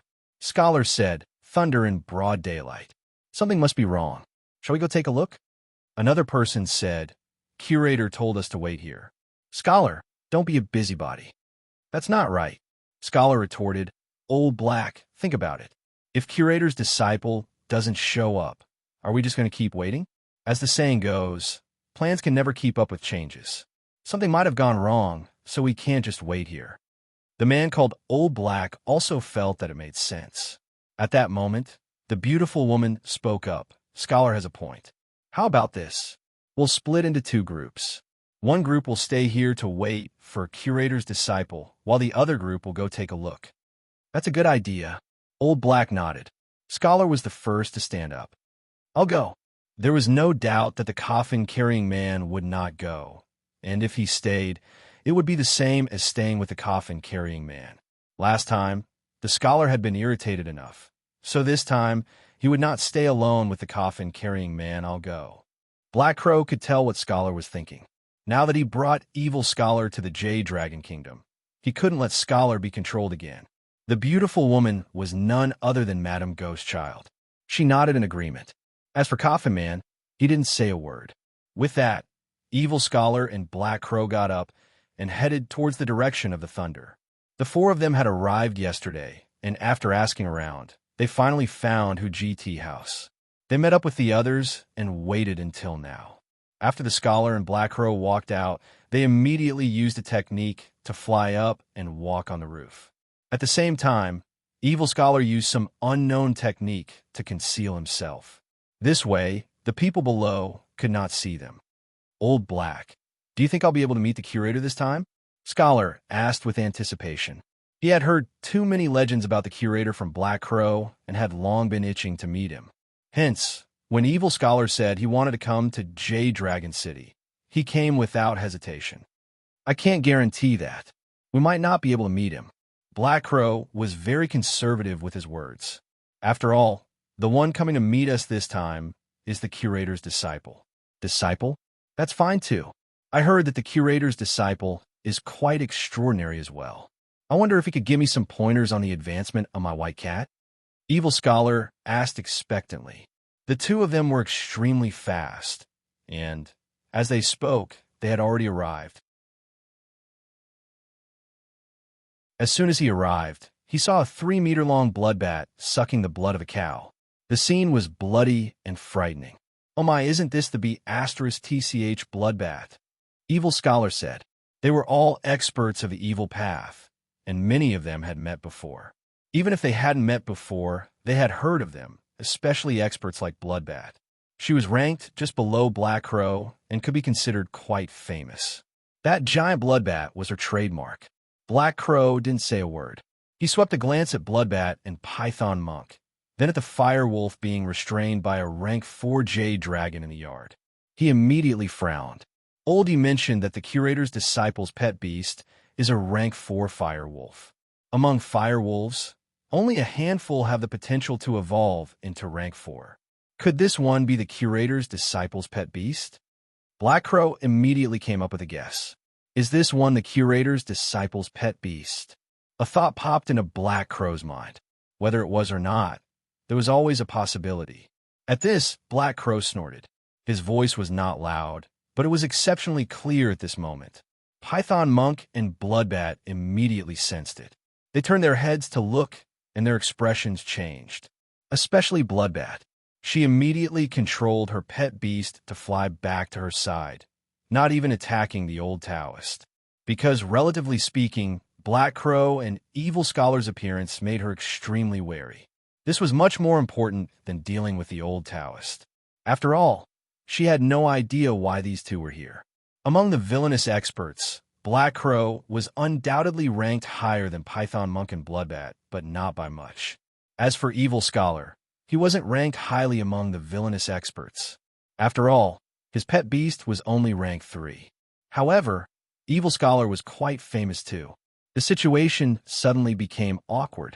The villainous experts Python Monk and Bloodbat were looking at Black Crow, while Black Crow was also looking at the two villainous experts. Evil Scholar was looking at this strange scene, wondering if the legendary curator was here. He immediately spotted the battered old Taoist with blood all over his head. No doubt, this person was far from the image of an expert he had in mind. Definitely not. But there was no one else. After a brief silence, someone broke it. Bloodbat giggled. What day is it today? Why are all the villainous experts here? Black Crow, what is an expert like you doing here? Why don't you tell us first? Bloodbat may seem relaxed, but she was actually very cautious. She had to first figure out Black Crow's purpose, whether he was a friend or foe, or if it was just a coincidence that he appeared here. As Bloodbat spoke, Python Monk was also on high alert. It was obvious that he was ready to take action at any time if anything unexpected happened. Against Evil Scholar and Black Crow, he and Bloodbat had a higher chance of winning.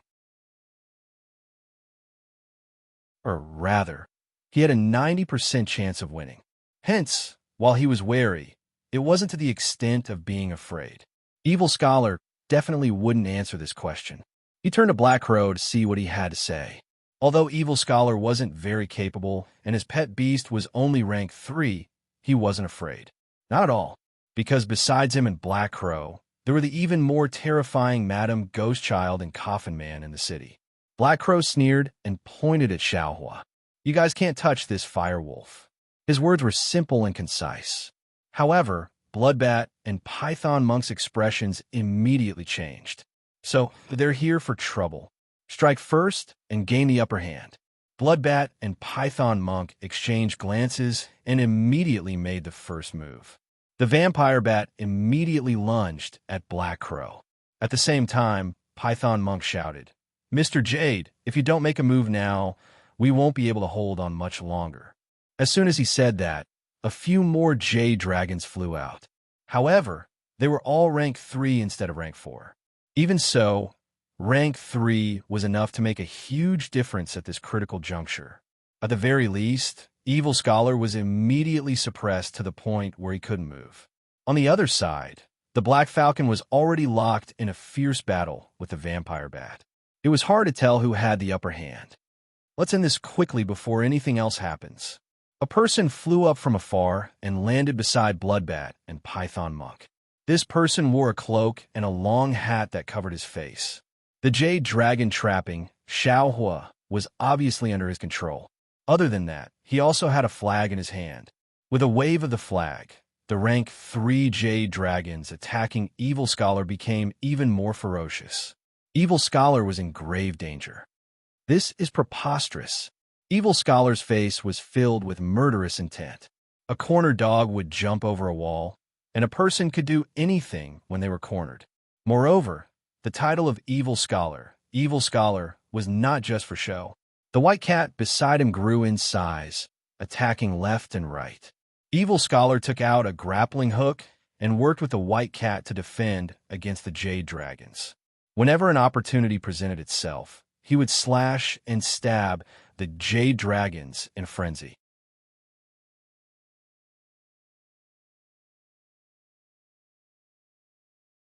Chapter 252. However, no matter how ferocious Evil Scholar was, he was at a natural disadvantage due to his lack of strength. After being attacked by several rank 3 Jade Dragons, his body was soon covered in wounds. Black Crow was focusing all his attention on Bloodbat, so he couldn't split his attention. Both sides were barely able to maintain a stalemate, even though this balance could be broken at any moment. "Old Black, think of something, or my life will end here," Evil Scholar shouted. He really could not hold on any longer. In the underworld, he was a good cook, a good storyteller, and knowledgeable. These were his strengths, but he couldn't fight. His white cat wasn't too powerful either, so he was barely holding on. He was no match for an expert like Black Crow. According to Evil Scholar, those at Black Crow's level were all freaks. But now, he was fighting against a freak. Who could stand against that? Black Crow was getting anxious. However, Bloodbat wasn't weak either. Her pet beast was also a rank 4 and had incredible recovery abilities. If he was given more time, he was confident he could defeat her. But for now, the outcome of the battle wouldn't be decided. "Scholar, hold on a little longer. The battle here is quite loud. Ghost Child and Coffin Man must have noticed it. Either one of them will be able to overwhelm the other." Black Crow's voice wasn't soft. Not only was he speaking to Evil Scholar, but he was also speaking to Bloodbat and Python Monk's group. This was called psychological warfare. Sure enough, Python Monk's expression changed at his words. "Ghost Child? Coffin Man?" If it was someone else, they really might not have heard of it. But they were all from the Corrupt Path, and they were in the top 20 of the Corrupt Path. How could they not know each other? Even if he hadn't seen him before, his name was like a thunderclap piercing through his ears. There was no doubt that both Ghost Child and Coffin Man were existences that he and Bloodbat couldn't afford to offend, especially Madame Ghost Child. Back in South Continent, she was someone who could stop a child from crying. She was a terrifying existence that even villainous experts wouldn't dare to provoke. In fact, quite a number of villainous experts had died in Madame Ghost Child's hands. Python Monk urged with an ugly expression. Bloodbat didn't look too good either. She knew how terrifying those two were. If it was really as Black Crow said, that even someone like Madame Ghost Child was here, then they should run immediately. Their employer, the man in the cloak and tall hat, smirked. "How could you believe a scam like this? Whether it's real or not, let's kill these people first. Then, we won't have to be afraid even if experts show up. Also, don't forget, this is Jade Dragon Kingdom. His voice was filled with absolute confidence. Although this person had never revealed his identity, judging from the fact that he could control a jade dragon, this person was most likely an official of the Jade Dragon Kingdom.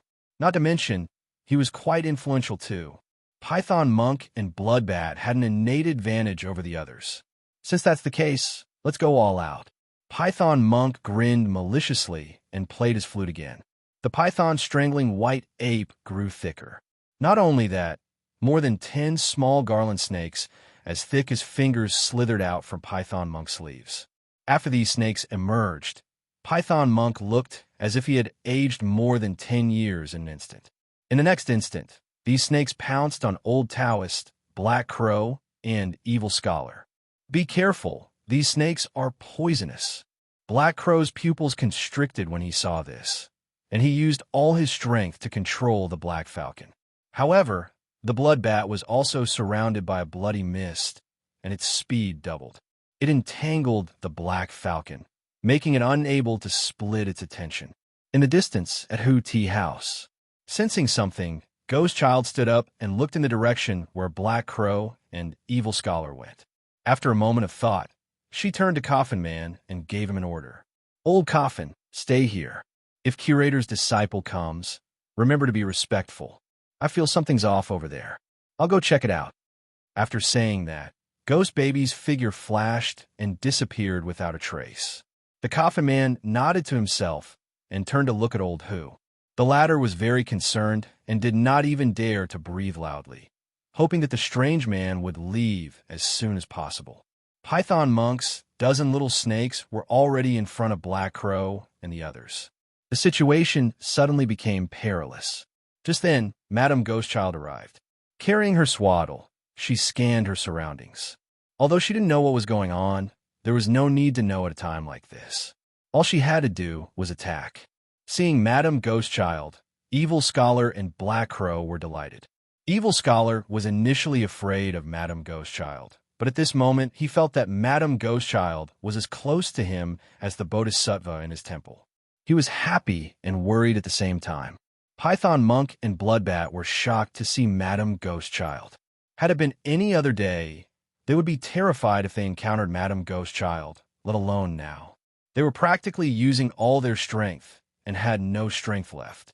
Now that Madame Ghostchild was here, they were at their wits' end. Even their employer, the mysterious man in the tall hat, was taken aback. However, he was quick-witted enough to shout, "Madame Ghostchild of South Continent, Black Crow and Evil Scholar of West Continent, why are villainous experts like you interfering in the affairs of our Jade Dragon Kingdom? This has nothing to do with you. Don't cause trouble for yourselves and leave now." He was obviously giving them a way out. However, Madame Ghostchild was an eccentric person. If she wanted to take action, she would never discuss it with others. Moreover, she disdained doing so. Just like now, she walked towards them as if she didn't hear the man's words. Although it was just a few slow steps, Python Monk and the others felt immense pressure. Suddenly, a dragon's roar came from the direction of the Dragon Temple. Strangely, only Madame Ghostchild could hear it. In an instant, Madame Ghostchild's expression changed, and she stopped in her tracks. A rank 5 dragon, Madame Ghostchild sensed a powerful force from the dragon's roar. It was a warning, a blatant warning. Madame Ghostchild could no longer keep her cool. If there was a rank 5 dragon, even if she and Coffin Man joined forces, they still wouldn't stand chance. Under normal circumstances, if it wasn't related to core interests, the safest course of action would be to retreat. At the very least, they could avoid a conflict with the rank 5 dragon. However, Madame Ghostchild didn't retreat immediately. She looked at Black Crow, asking for his opinion. After all, Madame Ghostchild had no idea what happened here. But if someone like Black Crow decided to get involved, there must be a reason. Black Crow didn't hear the dragon's roar either. But judging from Madame Ghostchild's reaction, there had to be something that made her so fearful. Hence, Black Crow immediately shouted, "That firewolf over there might be the pet beast of Curator's disciple." Upon hearing this, Madame Ghostchild understood why Black Crow was involved in this matter. She looked at the fire wolf restrained by a rank 4 jade dragon. She knew that if this fire wolf belonged to Curator's disciple, she had to intervene. Even if she had to deal with a rank 5 dragon, she couldn't back down.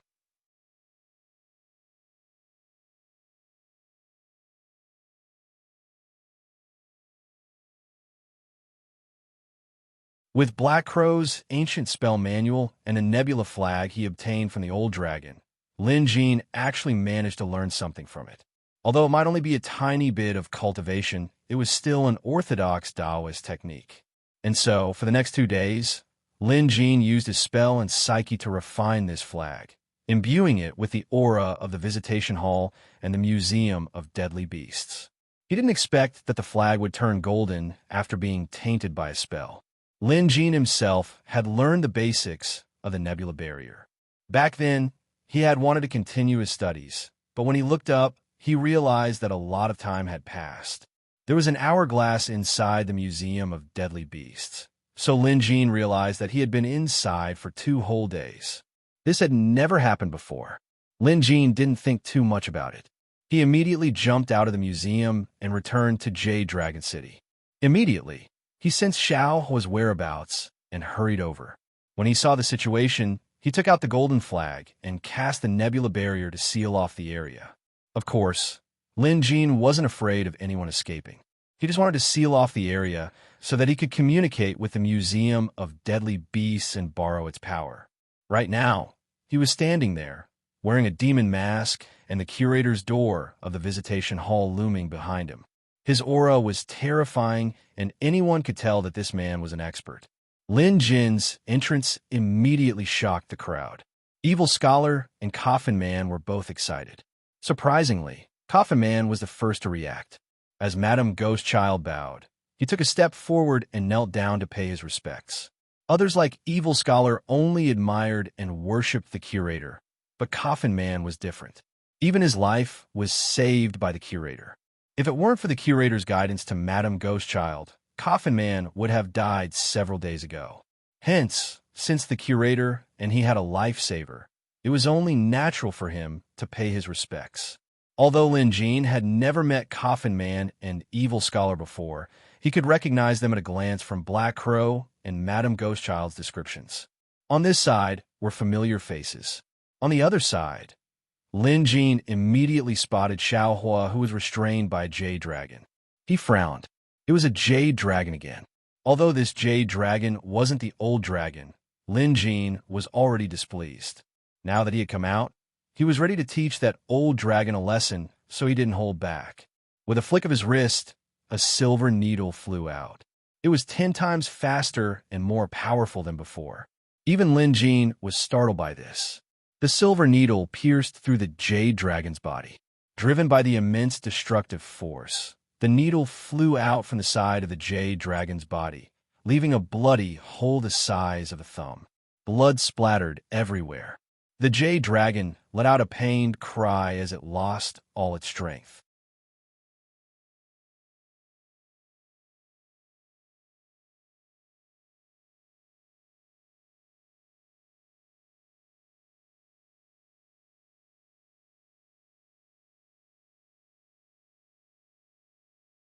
If he was a helper, then why did he just stand there, not fighting or running away after he arrived?